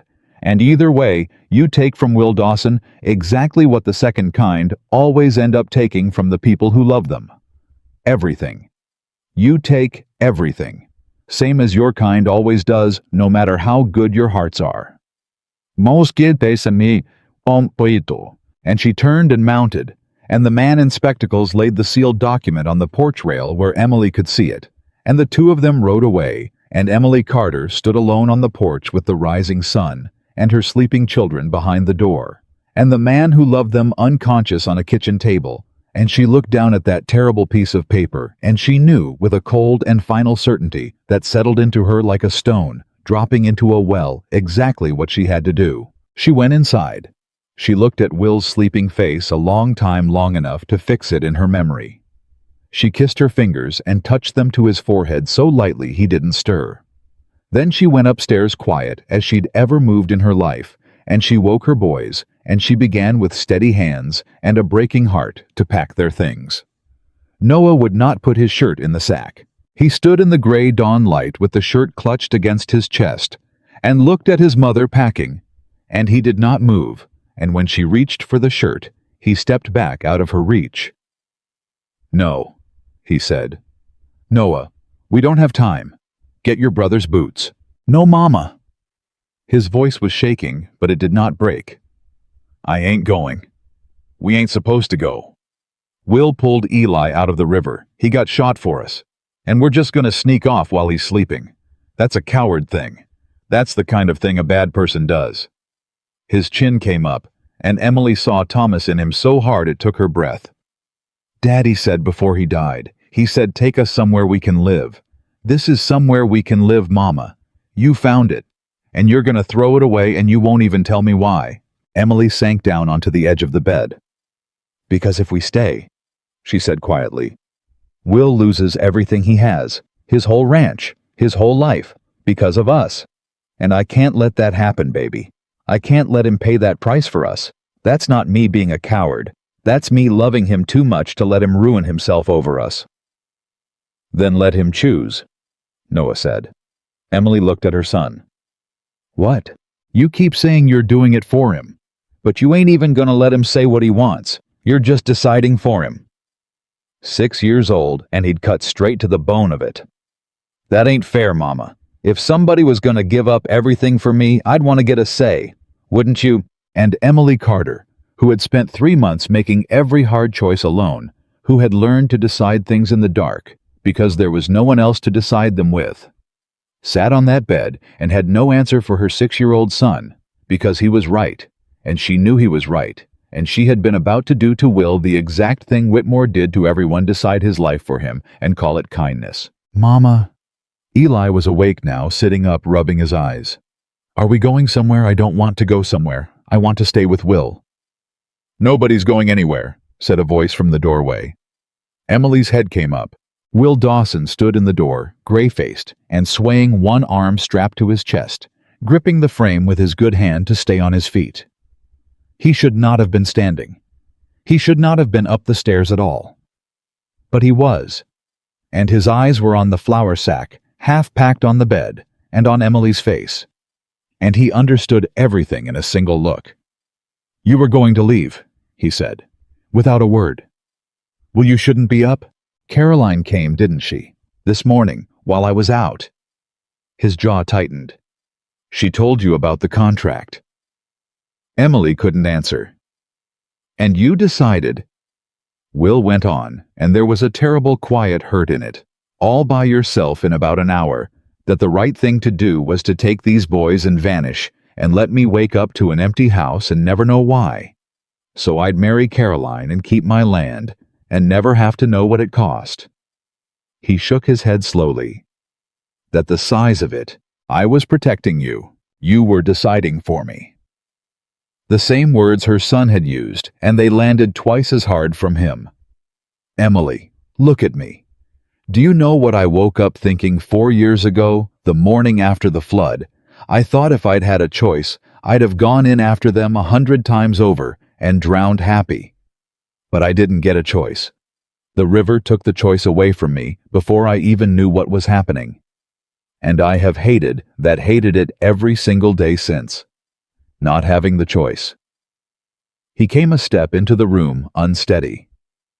"And now, here you are about to do the same thing to me. Take the choice away. Decide what I get to sacrifice and what I don't like. I'm a child who can't be trusted with his own life. Well, I won't have it. It's my ranch, it's my choice. And you don't get to make it for me by running off in the dark. Then choose the ranch." Will. Emily was on her feet now, and it came out of her in a rush, all the fear she'd been holding. "Choose it. You spent 4 years pouring your whole broken heart into that land. It's the only thing that kept you alive, and I will not be the woman who takes it from you. I couldn't live with it. Every day I'd look at you and know you gave up everything, and I'd see it eating at you no matter how you smiled, and it would poison everything. Will, it would poison us. So choose the ranch. Marry her, keep your home, and let me go somewhere I can't cost you anything ever again. Please, please just let me be the one thing you didn't lose." The room went silent. Will Dawson looked at her a long moment, and then, to her astonishment, he began quietly to laugh, a low, pained, wondering sound. "You think the ranch is the only thing that kept me alive?" he said. "That's what you just said. Emily, that land didn't keep me alive. It kept me from dying, which ain't the same thing, not even close. For 4 years that ranch was just the place I did my breathing. It wasn't living. I didn't know what living was anymore. I'd plumb forgot until a woman walked out of a storm 10 days ago and started arguing with me about her wages." He took another step. "You want to know what kept me alive? It wasn't the land. It was your boy learning to whistle in my corral. It was you fixing my books and pretending you weren't proud of it. It was Eli's arms around my neck when I pulled him out of that river. That's living, Emily. I forgot it existed, and you 3 reminded me. And now you're standing here telling me to trade all of that back for the dirt I was slowly dying on." He shook his head. No, not a chance in this world. The ranch was never the thing. You're the thing. You and them. And a man doesn't give up the thing to keep the place he was dying in. Only a fool does that. And I have been a fool for 4 years, and I am finished with it. Will, I'll lose the ranch happy, he said, and he meant it. She could see he meant it clean through. I'll walk off it with the clothes on my back, and I'll be a richer man than I've been since the day the river took my family, so long as the 4 of us walk off it together. That's my choice, Emily Carter. That's what I choose. Now you can honor it, or you can call me a fool and leave anyhow, but you cannot tell me I don't get to make it. Emily stood there with tears running down her face and no words left in her. It was Eli who broke it. He climbed down off the bed and padded across the floor in his nightshirt and wrapped his arms around Will's leg and looked up at him and said with the total seriousness of a 4-year-old, "Don't marry the mean lady. Marry Mama." And Will Dawson looked down at the boy and then up at Emily, and something in his ruined gray face was so full of hope and so afraid of hoping that it undid the last of her. "Out of the mouths of babes," he said hoarsely. "What do you say, Mrs. Carter? You going to unpack that sack? Or are you going to make a liar out of your own son, who just told me this is somewhere we can live?" Emily wiped her face with the back of her hand. "You're a stubborn, reckless, half-dead fool of a man," she said, "and you should be lying down." "That a yes?" "That's a yes." And she crossed the room, and careful of his wounded arm, put her arms around him, and Will Dawson leaned into her with all his weight, because he could barely stand, and the 2 boys crowded in against them both, and for a moment the 4 of them just held on to each other in the gray morning light, and nobody was leaving anybody. But holding on didn't beat Silas Whitmore. They both knew it, even in that moment. Will pulled back first, steadying himself on the bedpost, his face setting into something hard and clear. "All right," he said. "If I'm choosing to lose the ranch, then by God, I'm going to make him take it in front of a federal judge in the open, where the whole territory can watch how he does it. He wants to enforce that contract." "Fine. Let him try it in Miles City, 11 days from now, in the same courtroom where his forged note and his witnesses' lies are going to hang Silas Reed. Let him stand up in front of that judge and explain how a grieving man's marriage contract and a dead man's forged note both came out of the same bank on the same crooked paper." His eyes were bright now, fever or fury or both. "Because here's the thing, Whitmore's counting on Emily. He's counting on nobody looking too close. He's counting on doing it quiet, 1 paper at a time, the way he always has. So we don't let him. We drag every bit of it into the light at once, and we make the whole county watch, and we find out just how many other folks in this territory got a forged note or a stolen deed sitting in a drawer too scared to say a word." He looked at her. "You said no to him in a yard in front of 4 witnesses. That was the first crack. Now we break the whole dam." The 11 days that followed were the strangest of Emily Carter's life. Because Will was right. The crack spread. It started small. 2 days after the flood, a man named Hollis rode out to the ranch, a farmer weathered hat in his hands, and stood in the yard and would not look Emily in the eye. "Mrs. Carter," he said, "you won't know me, but I'm one of the men in Redwater that shut a door on you. 3 weeks back. You knocked and my wife wanted to let you in, and I wouldn't allow it on account of word had come down, and I've been sick over it every night since." He swallowed. "Then I heard what Dawson done in the flood. Went in one-armed after your boy. And I got to thinking about the kind of man that does that, and the kind of man that shuts a door on a widow because he's scared of his banker, and I didn't much like the second kind, which is me." He held out a folded paper. "This is my note. Whitmore's bank holds it. It come due last fall, and I couldn't pay. And Reed rewrote it at a rate that'll take my whole farm inside 2 years. And when I complained, he showed me a second paper I never signed that said I'd agreed to it. My mark, plain as day on a paper I never touched." He looked up at last. "If you're going before a federal judge to say Whitmore forges papers, then I'll stand up and say it too. I ain't the only one. There's a dozen of us at least. We've been too scared to talk to each other about it, thinking we was each the only fool it happened to. But we ain't. And I'm done being scared. What Dawson did shamed me into being a man again, and I aim to stay one. He was not the last. Over those 11 days they came one and two at a time out of the surrounding country farmers. A widow, a livery owner, a young couple who'd lost their homestead, each one carrying a forged paper, or a stolen deed, or a note rewritten in Reed's careful hand. Each one carrying the same shame and the same fear, and each one at last done with both. Will's kitchen table, where Emily had once spread her husband's death out in the lamplight, filled up night after night with other people's stolen lives. He's been doing this for years, Emily whispered one night, staring at the growing stack. To all of them. He built his whole fortune on it, and they all thought they were alone. That's how it works, Will said grimly. A man like Whitmore don't need to be strong. He just needs everybody to think they're the only one. The minute they find out they ain't, he tapped the stack of papers, he's got nothing. He's just one old man who forged too many signatures. And then on the 9th day came the twist that broke the whole thing open. Silas Reed turned himself in. He rode into the yard at Dawson Ranch alone in his gray suit, his hands shaking, and he sat his black horse, the very horse Emily had first seen in the last cruel town, and he could barely get the words out. "They're going to hang me," he said, "for the Carter note. I've seen it coming since the doctor swore his statement. Whitmore's already telling everyone it was me acting alone, me that forged it, me that did all of it without his knowing." His face twisted. 30 years I did his dirty work. 30 years I forged and I threatened, and I told myself I was just a clerk following orders. And the second it goes wrong, he cuts me loose to hang alone and keeps his own hands clean. He looked at Will, and then at Emily, and there was a hollow terror in the man that was almost pitiable. "I'll testify. Against him.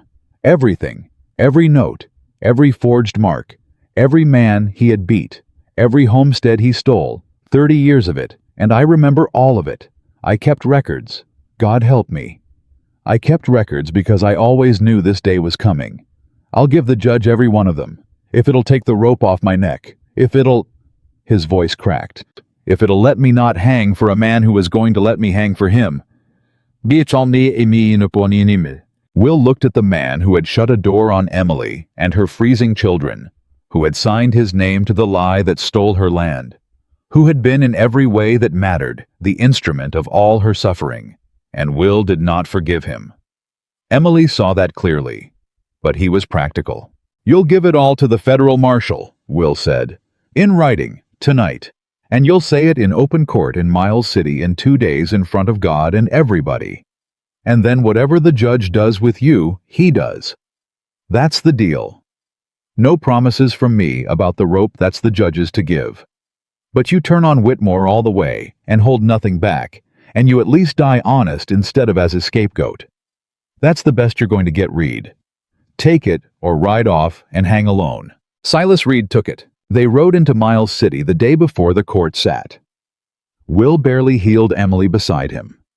The boys with Martha, and behind them a strange procession of a dozen farmers and widows and ruined men, each carrying their stolen papers, and Silas Reed under the guard of the federal marshal Will had wired for, and Dr. Ambrose brought down from his hiding place in the hills. And word ran ahead of them the way word always ran in that country. Only this time, it wasn't word come down from Whitmore. This time, it was word come up from the people, and by the time they reached town, the courtroom was too small to hold the crowd that wanted in. Silas Whitmore was already there. He sat at the front in a suit that cost more than most of those farmers made in a year, an old man silver-haired and straight-backed with the absolute composure of a man who had never once in 30 years imagined he might lose.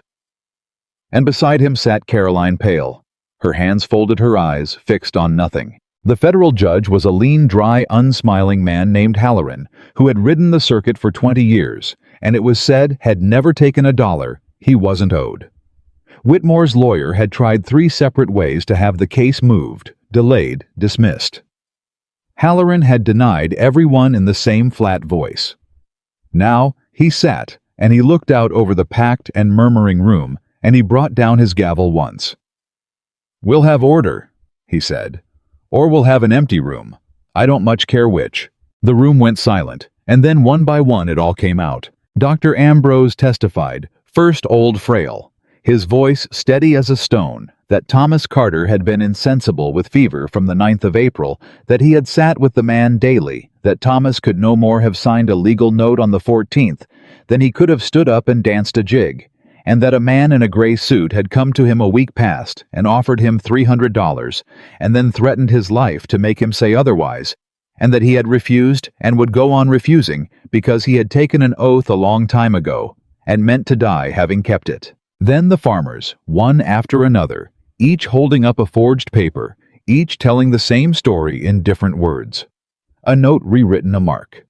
They never made a threat, a stolen year of their lives, until the pattern was so plain and so damning that the whole courtroom could see the shape of the machine that had been grinding them all down in the dark, each thinking himself alone. And then Silas Reed took the stand. Whitmore's composure cracked for the first time when his own man was sworn in. Emily saw. It saw the old man's hand tighten on the rail, saw him lean and hiss something at his lawyer. But there was nothing the lawyer could do. Reed had turned, and Reed knew everything, and for 2 hours, Reed laid it all out in his shaking clerk's voice. 30 years of forged signatures, stolen deeds, hired beatings, ruined families. Every one of them done at Silas Whitmore's direct order, with dates, with amounts, with the ledgers he'd secretly kept to prove it, which the marshal now entered into evidence, one damning volume at a time. "He told me to forge the Carter note," Reed said at the end, looking not at the judge, but at Emily, straight at her, the only apology he had in him. Word for word. He said the grass north of the Musselshell was the best water in 3 counties, and the man was dying anyway, and a dead man can't argue about his own signature. He said to date it before the death and witness it myself, and let the widow choke on it. Those were his words. Let the widow choke on it. And I did it.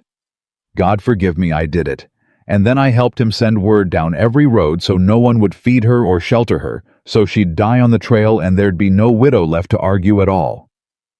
His voice failed. Her babies. He knew there were babies.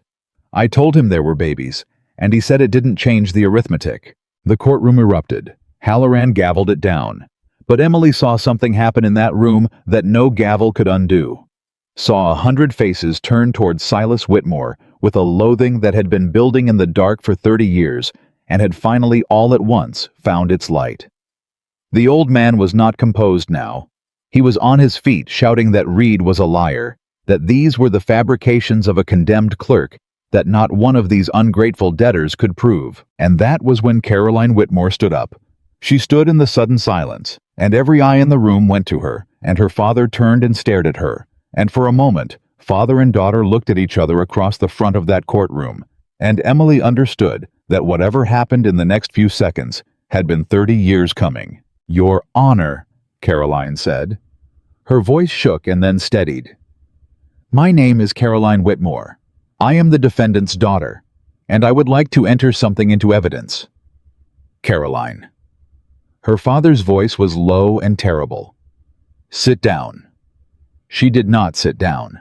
"I have here," she said, drawing a thick envelope from her coat, "the original marriage contract my father intended to enforce against Mr. Dawson, the one he sent his lawyer out to threaten a wounded man with."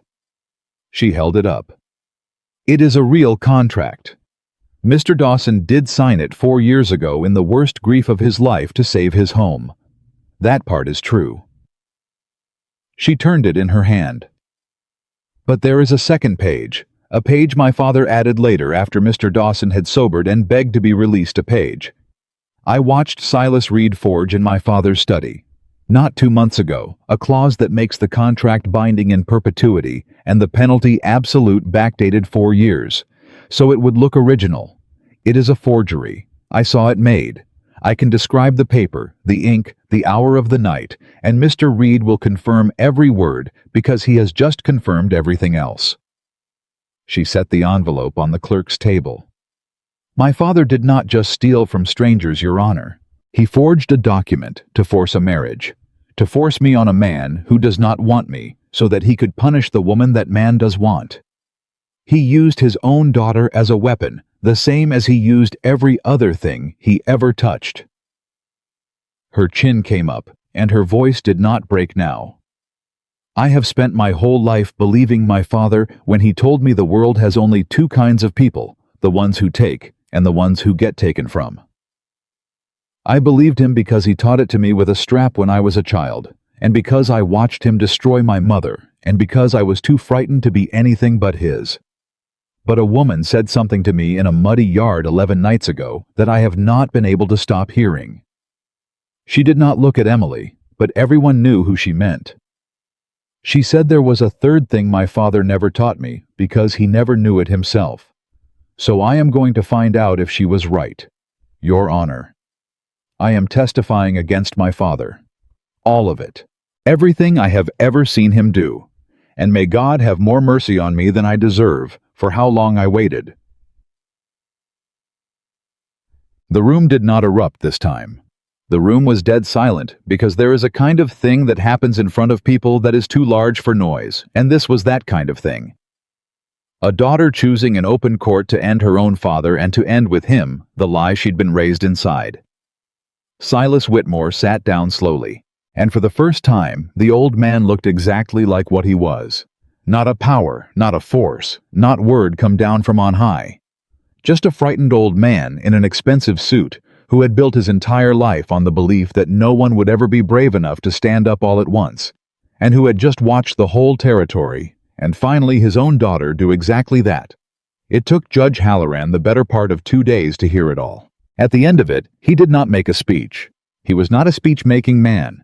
He simply set down his findings in the same flat, dry voice he'd used to deny every delay that the Carter note was a proven forgery, and the title to the land north of the Musselshell was restored free and clear to Emily Carter and her heirs. That the marriage contract against William Dawson was void on its face as a fraudulent instrument.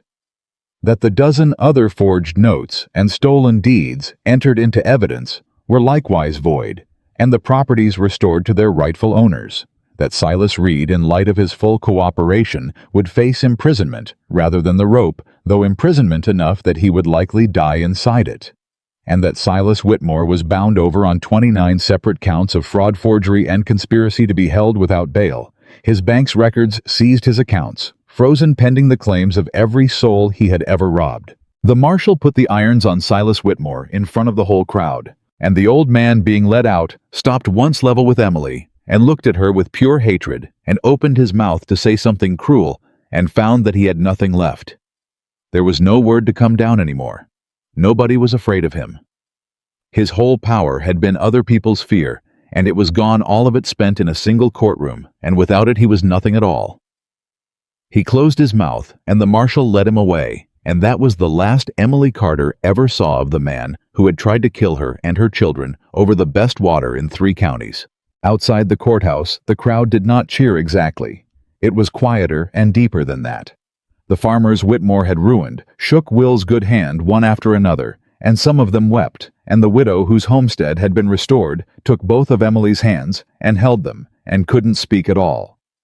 It was the sound of a whole country of frightened people discovering all at once that they had never been as alone or as powerless as one old man had spent 30 years convincing them they were. And in the thin edge of the crowd, apart from all of it, stood Caroline Whitmore. She had testified her own father into irons, and now she stood alone because the powerful people who'd flattered her all her life had scattered the moment her father fell, and the people her father had wronged did not know yet whether to count her friend or foe. And so she stood in that in-between place, with no one on either side of her watching Emily and Will and the crowd, and her face was the face of a person who has burned down the only house she ever knew and does not yet know where she will sleep. Emily crossed to her. Caroline stiffened. "If you've come to gloat, Mrs. Carter, I've earned it, so go ahead." "I didn't come to gloat," Emily said. "Then what?" Emily looked at the woman who had threatened her children in a muddy yard, and who had then stood up in open court and destroyed the man who made her that way, and she thought about her own boys, and about how a person becomes cruel, and how a person stops. "You were right," Emily said quietly. That night, you told me love is the thing that tells them where to cut, and you were right, it is. Loving my boys is exactly what made me easy to hurt. Every threat your father made only worked because I love them.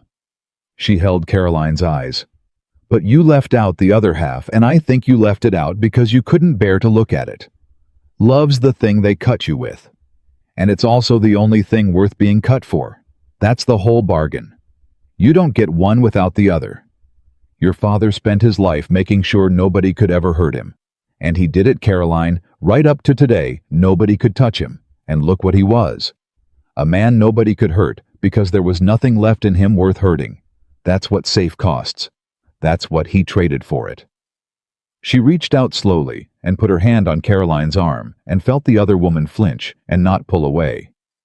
You just made yourself hurtable in front of a whole courtroom. You gave up every bit of the safety your father built you.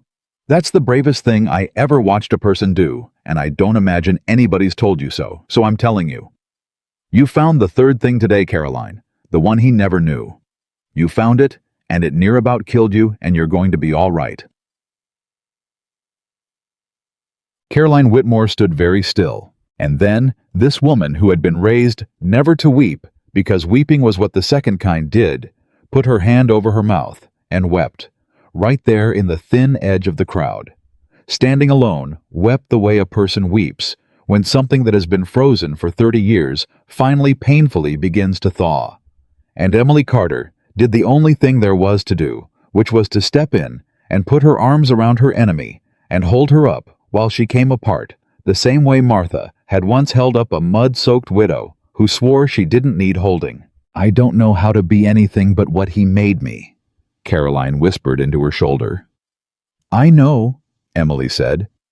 Nobody does at first. You learn it. You learn it the same way you learn everything badly and slowly, and with a lot of help. She pulled back and looked at her. You've got a whole life ahead to learn it in. He can't reach you anymore. Nobody can decide who you are for you now, but you. Caroline wiped her face and gave a small, wet, broken laugh. That is the single most terrifying thing anyone has ever said to me, she said. I know that too, said Emily. It's supposed to be. And across the crowd, Will Dawson caught Emily's eye over the heads of a dozen grateful farmers, this man who had lost a family to a river and chosen to risk a second one anyway. This man who had chosen her and her boys over the only home he had left and won it all back. Besides, and he did not smile quite, because the day had been too large for smiling. He only looked at her steady and sure and unafraid the way he had looked at her that first night across a dying fire when she'd had a gun in her lap and no reason left to trust a living soul. And Emily Carter, who had walked out of a storm with 2 children and a promise, and nothing else, looked back at him across all those people and let herself at last believe that the walking was done. They rode home slow because Will could not ride any other way, and because for the first time in a long time, none of them were running from anything. The boys came screaming down the porch steps before the horses had even stopped, and Martha stood in the doorway, wiping her hands on her apron and pretending she wasn't crying.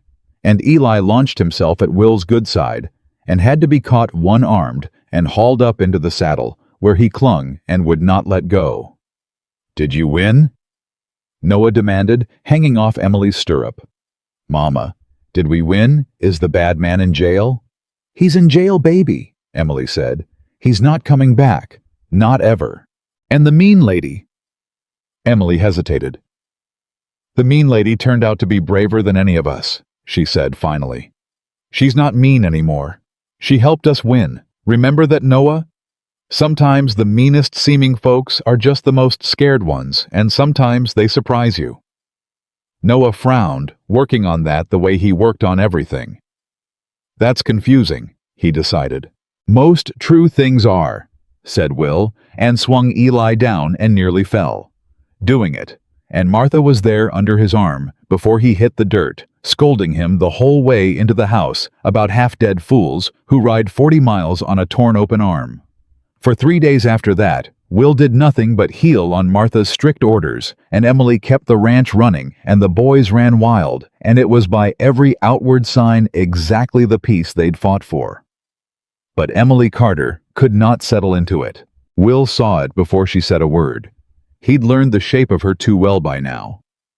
On the third evening, he found her out at the corral fence in the last of the light, alone staring north, and he came and leaned on the rail beside her, careful of his arm, and didn't say anything, and waited. "You're going to make me say it," she said at last. "I'm not going to make you do anything. That's rather the point of me, if you recall." Emily almost smiled, then didn't. "The judge gave me back my land," she said. "The mussel shell grass, free and clear, mine and the boys'. Thomas bought it for us with everything he had, and now it's ours again the way he meant it to be." She gripped the rail.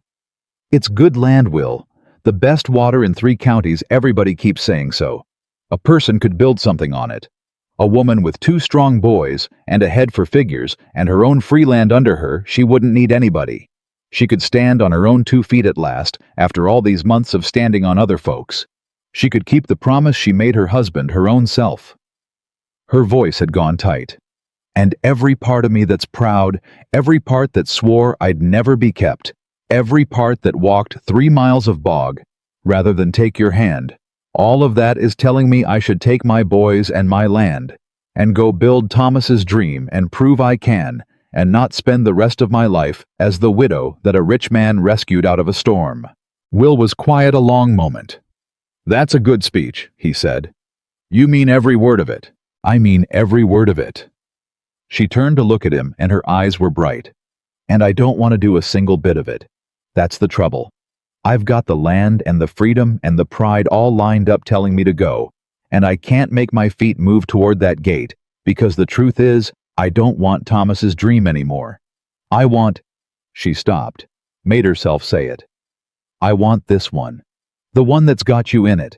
And I'm so ashamed of that I can hardly look at you, because what kind of woman lets go of the life her dead husband bled for and chooses? Emily." Will turned to face her full on. "Stop, right there, because you're about to say a cruel thing about yourself, and I won't stand and listen to it." He held her eyes. "You didn't let go of Thomas's dream. You already kept it. You hear me? He didn't make you promise to farm a particular quarter section of grass. I heard you say it yourself that first night half froze. He made you promise to get those boys somewhere they could live. That was the dream, not the dirt, the safety, the living. And you did it. You got them here. Thomas's dream came true the night you walked out of that storm. You just couldn't see it for the mud." His voice roughened. "Keeping his land ain't keeping his promise. It's the promise you already kept standing in my kitchen watching those boys sleep warm. So don't you dare tell me choosing this life is betraying that man. Choosing this life is the promise. It's the whole thing he wanted for you, and if he's anywhere at all where he can see, I believe he's glad of it. I believe a man who loved you enough to spend his last breath on your boy's safety would want you safe and loved and done running. I don't believe he'd want you out on some cold grass proving a point to nobody just to say you did it alone." Emily's face crumpled, and she pressed the back of her hand to her mouth. "You don't get to say what Thomas would have wanted," she managed. "You never met him." "No," Will agreed gently. "I never did, but I've met his sons, and I've met his widow, and a man is known by what he leaves behind, and Thomas Carter left behind 2 boys brave enough to stand up to their own mama, and a wife stubborn enough to walk 3 miles of bog on a hurt leg, rather than owe a stranger a thing. That tells me everything I need to know about the man. He was good. He raised good. And good men don't want the people they love to be alone. That's the one thing I know for certain about your husband Emily sight unseen." He looked out at the northern land with her. "So here's what I think you should do with that grass. I think you should keep it, every acre. In your name and the boys' names, not mine, never mine. Because a woman ought to have something under her that's hers alone, that no man gave her and no man can take, so she never has to feel kept a single day of her life. You keep your land. You run it or lease it or let it lie however you please, and it stays yours, And that way you'll always know you didn't need me, that you stayed because you wanted to, not because you had to. That's the only way I'd ever want you to stay." His voice dropped. "Free. With your own land at your back and no debt to me at all. And then if you choose this, if you choose us, there won't be one soul on earth, including you, who can say you were rescued into it. You'll have walked in on your own 2 free feet." Emily Carter stood at that fence and looked at this man who had just handed her freely the one thing she'd been fighting the whole world to keep, her own 2 free feet. And she understood that Will Dawson had figured out the exact shape of her pride on the first night, and had spent every day since refusing to wound it, and that this right here, was what love actually was. Not rescue, not being carried. Someone who studies the shape of your dignity and builds a life that has room in it for you to stand up straight. "You are," she said unsteadily, "the single most infuriating man I have ever." And that was when the first shot cracked out of the dark and blew a splinter off the fence rail an inch from Will's head. Everything happened at once. Will threw Emily to the ground and covered her with his own body-wounded arm and all, and roared toward the house. "Martha, the boys down, get down!" And there were more shots.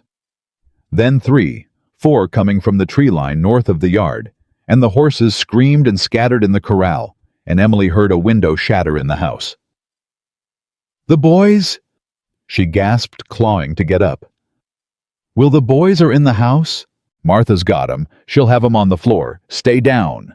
Will had a pistol out of his belt, somehow firing back toward the muzzle flashes in the trees, and Tom Whitfield was pounding out of the bunkhouse with a rifle and 2 more hands behind him, and the yard became a roar of gunfire in the dark.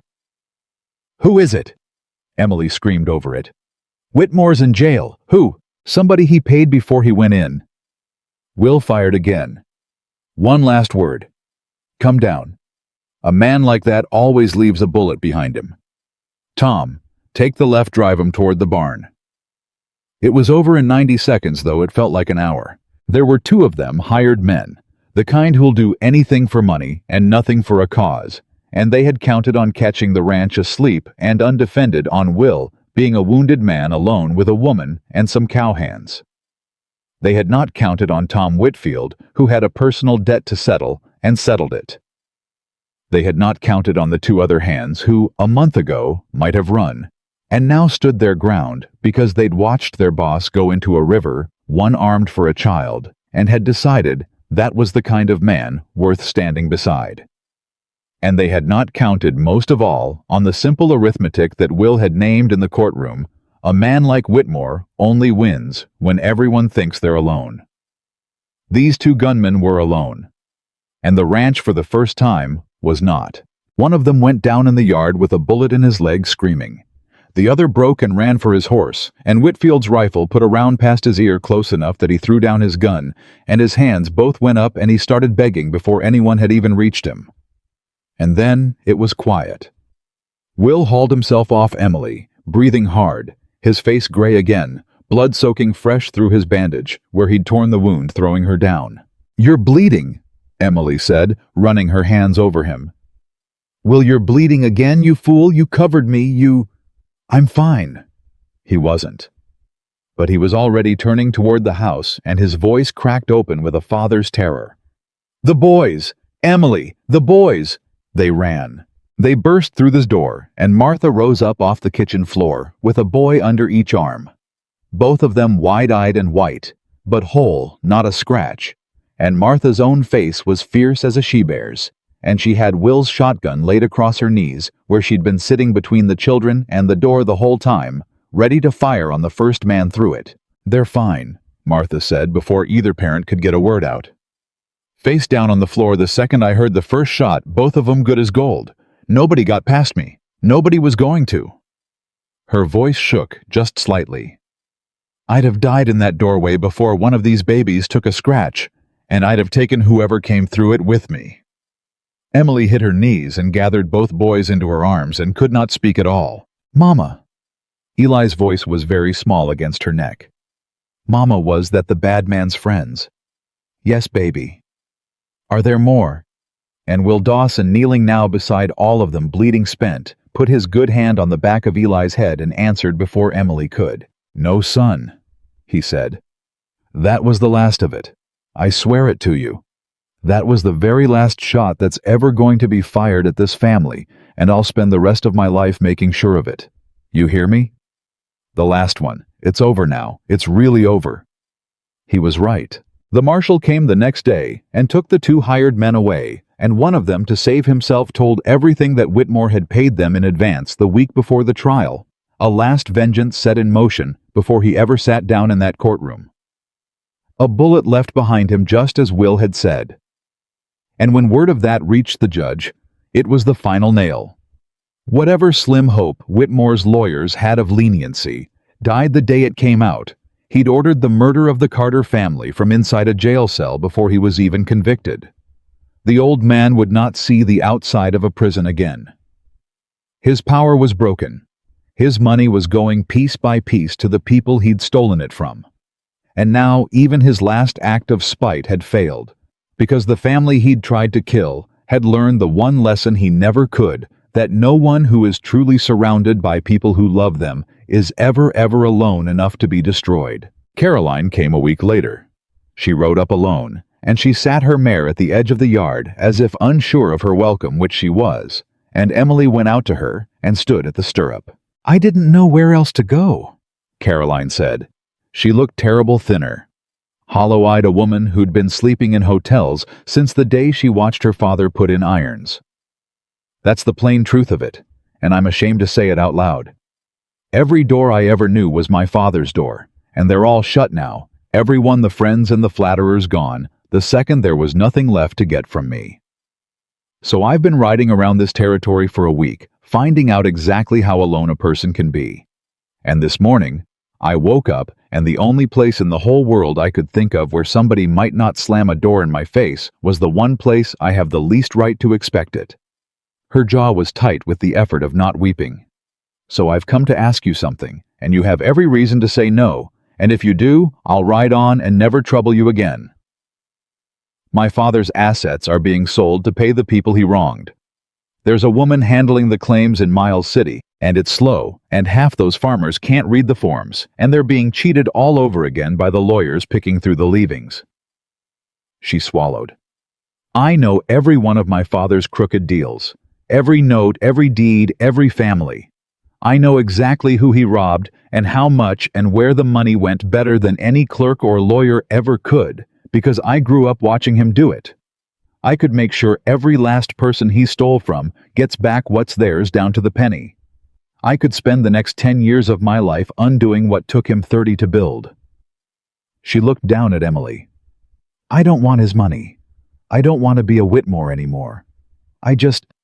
I need something to do with my hands that isn't hurting people, because it's the only thing I was ever taught, and I have to learn a different thing before it's too late. And I thought—" Her composure finally broke. "You said I could learn. That day. You said I'd learn it badly and slowly and with a lot of help. Well, I'm asking for the help. God help me, I'm asking. Will you help me learn to be the other kind?" Emily reached up and put her hand over Caroline's where it gripped the reins. "Get down off that horse," she said gently. "You look half-starved. Martha's got a pot on, and there's always a chair at that table for anybody willing to work honest, and you're offering to do more honest work than most folks manage in a lifetime." She squeezed the other woman's hand. "You come inside, and you eat, and then you tell me the whole plan for making those farmers whole, and we'll do it together. All of it." "Yes, Caroline. Yes. Of course, yes." And Caroline Whitmore, who had ridden a week looking for one unslammed door in all the world, put her face in her free hand and wept for the second time in her life, and then climbed down off her horse and walked into a widow's kitchen, and slowly, badly, with a great deal of help, began to learn to be a different kind of person than the one her father had made. It took the better part of the summer. Caroline moved into the little house on Emily's restored mussel shell land. Her own idea, a way of being near without presuming, and rode into Miles City 3 days a week to sit with the claimswoman and untangle 30 years of her father's forgeries, and one by one the families Whitmore had ruined got back what was theirs, and word spread of it. And the strangest thing happened. The territory that had feared and hated the name Whitmore began grudgingly, and then, not so grudgingly, to speak of the Whitmore girl with something like respect. She'd chosen it. She'd chosen to spend her father's fortune and her own days undoing his evil, and people saw it, and it changed how they saw her, and it changed slowly how she saw herself. And through that same summer, Emily Carter healed too, in a quieter way. There came an afternoon weeks after the trial when she rode out alone to a thing she'd been putting off. Thomas was buried back in the country they'd fled too far to visit, but Will had helped her set a stone for him here on the Musselshell land. He'd bought a marker where there was no grave so the boys would have a place. And Emily stood at that stone in the summer grass alone and said the things she'd needed to say. "I kept it, Thomas," she told him. "The promise. They're safe. They're so safe now, you wouldn't believe it. Noah reads and Eli talks a blue streak, and neither one of them's gone hungry a day since spring." Her throat worked. "And there's a man. I have to tell you about the man, because I won't have secrets from you even now. He's good, Thomas. He's good the way you were good. He pulled Eli out of a flood, and he took a bullet for us, and he gave me my own land back so I'd never have to feel kept. And I love him. I need you to know that I love him, and I need you to know that loving him didn't take one thing away from loving you. That's not how a heart works. I found out it doesn't divide. It just grows another room. You've got your room. You'll always have your room. Nobody's ever moving into it." She wiped her face. "But I'm going to marry him if he asks me, which he's too scared and too decent to do because he thinks I'm not ready. And I need your blessing to do it, or I'll carry the guilt of it forever. So I'm asking. Bless it, Thomas. Tell me it's all right to be happy. Tell me I did right by the boys, and I did right by you, and now I'm allowed to do something right by myself." She stood in the wind a long moment. "Please." The wind moved the grass. That was all. There's no thunderclap of permission in this world. There's only the quiet and what a person chooses to hear in it. And Emily Carter chose to hear yes. She rode home lighter than she'd been in a year. Will proposed to her on an ordinary evening badly, which she loved him for. He'd been trying to work up to it for days. She'd watched him circle it and lose his nerve half a dozen times, this man who'd faced down a flood and a gunfight and gone gray at the thought of a question. And finally on the porch after supper with the boys chasing fireflies in the yard, he just blurted it out sideways the way a scared man does. "I got you something," he said. "It ain't much. That's the point of it, actually. I want to explain the point of it." He put a ring in her hand. A plain band, thin, no stone at all, the kind a man buys when he's got money and chooses not to spend it. "Will," she said, "this is—" "Now, before you say anything." He was talking fast, nervous. "I could have bought you a ring with a stone the size of a hen's egg. I want you to know that. I've got the money, the ranch is doing fine. I could have bought you something that'd make every woman in the territory stare. And I thought about it.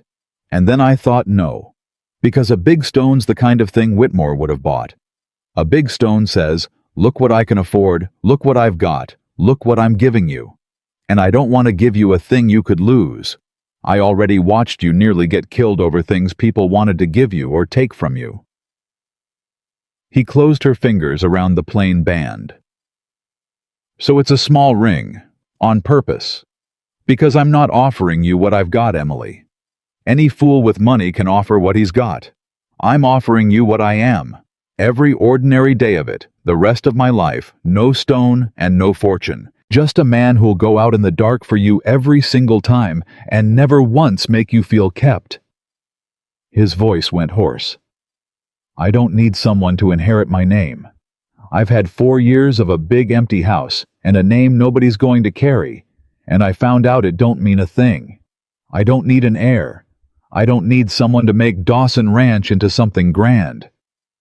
He looked at her. "I need someone to share my life. That's all. That's the whole of it. I need you and those 2 hollering boys to share my life. Marry me, Emily. Not because I saved you, God knows you'd have saved your own self. Given half a chance you nearly did. Marry me because you chose it free with your own land at your back and your own 2 feet under you. Marry me because you want the ordinary days. Will you? Emily Carter looked at the plain band in her hand and at the frightened, hopeful, good man in front of her, and she did not say yes right away. I have a condition, she said. Will's face fell about half an inch. Name it. 2 conditions. Emily, first. She held up the ring. This land stays mine. The mussel-shell grass. Mine and the boys. You already promised, and I'm holding you to it, because I mean to raise those boys knowing their mother came to this marriage owning something standing on her own ground. Not rescued. Chosen and choosing. You understand the difference now.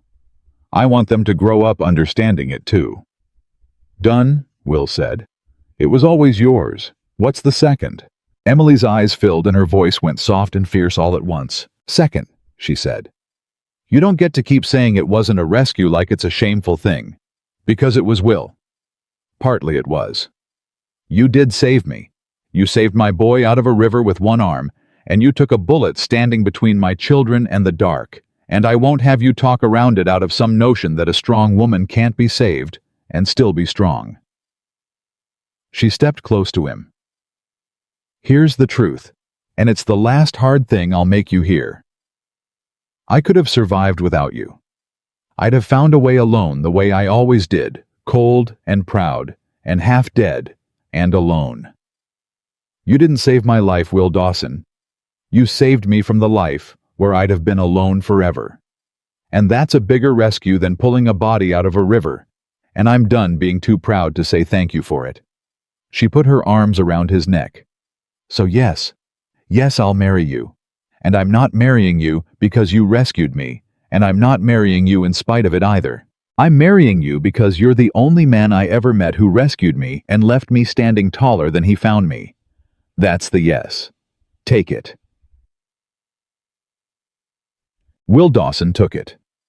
He kissed her on the porch in the last of the light careful, and then not careful at all. And out in the yard, the fireflies rose, and the 2 boys stopped chasing them, and went very still, watching the way children watch the exact moment their whole world quietly rearranges itself into something safe. It was Noah who said it first.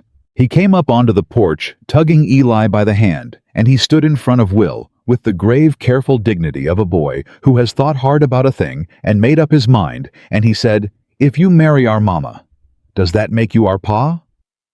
Will went very still. Emily saw him try to speak and fail. It'd make me your stepfather. He managed finally careful.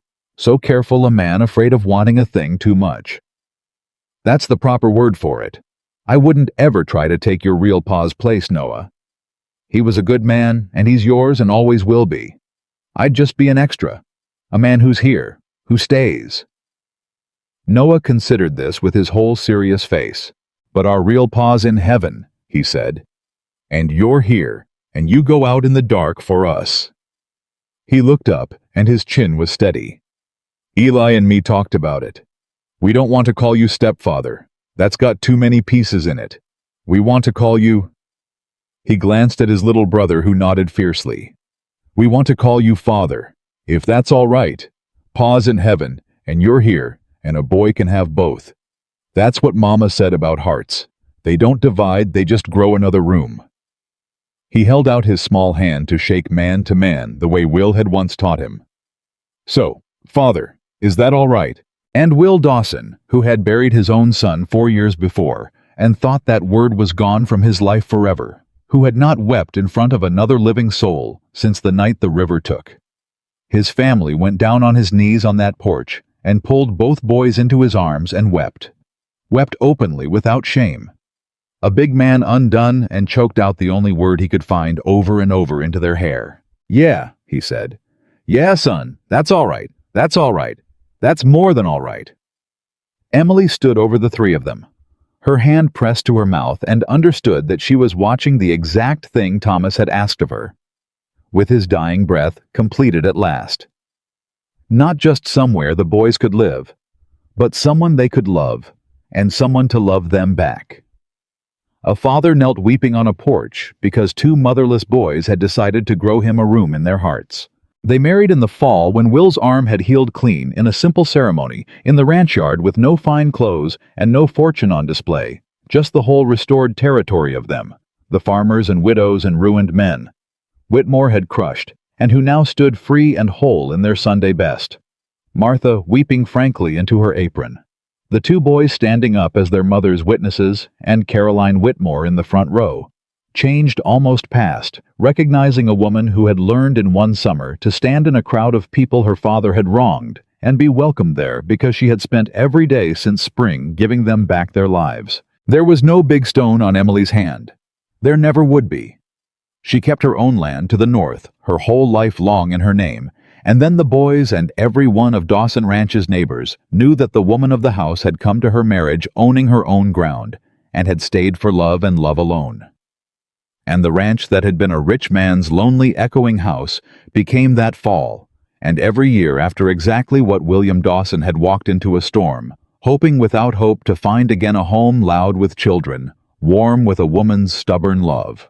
A place where nobody was kept and everybody was chosen. Years later, when Noah was grown and had children of his own, they would ask him to tell the story. The storm, the fire, the rich cowboy who rode out of the rain, and he would tell them all of it, the flood and the gunfight and the courtroom, and at the end, they would always ask the same question. Children ask. "So the rich cowboy rescued you," they'd say. "Right, Grandpa Noah? He rescued you and Grandma and Uncle Eli." And Noah would shake his head the way his mother had taught him, and set them straight the way she'd set the whole territory straight once in a muddy yard so long ago. "No," he'd say. "That's the part everybody gets wrong. He didn't rescue us. A rescue's when somebody carries you. He never once carried my mama, he wouldn't have dared, and she wouldn't have let him. What he did was harder." He'd look off north toward the grass that was still all these years later in the family's name. He looked at a woman the whole world had decided was worthless, a widow with two hungry boys, nothing to her name but a broke wagon and a promise, and he saw somebody worth going into the dark for. And then he built a life with enough room in it for her to stand up straight and never once feel small. That's not a rescue, children. Anybody with money can rescue somebody. That's just charity, and charity leaves you owing. He'd smile. What he gave us was worth more than all the land and all the gold Silas Whitmore ever stole. He gave us a place to belong and asked for nothing back but our company. And I'll tell you the truth. I learned watching my mama and that man for the rest of their lives together, and it's the only thing worth carrying out of this whole story. And here Noah Carter, who had once asked his mother, freezing by a dying fire, whether they were going to die out there in the dark, would say the words that were the whole meaning of his life, plain and certain and final. A person's worth was never in what they owned. It was never in their land or their name or their money. My mama had none of those, and she was worth more than any of them. A person's worth is in whether they'll stand beside you when the storm comes. That's all it ever was. The richest man I ever knew rode out of a rainstorm with nothing to give but himself. And it turned out that was everything. And the poorest woman in the territory said no to $500, and yes to a plain ring, and she chose right, and she was never poor again, a single day of her life. Because in the end, the only wealth that was ever real is the people who choose to stand beside you when the storm arrives. My mama taught me that. And she was never ever wrong.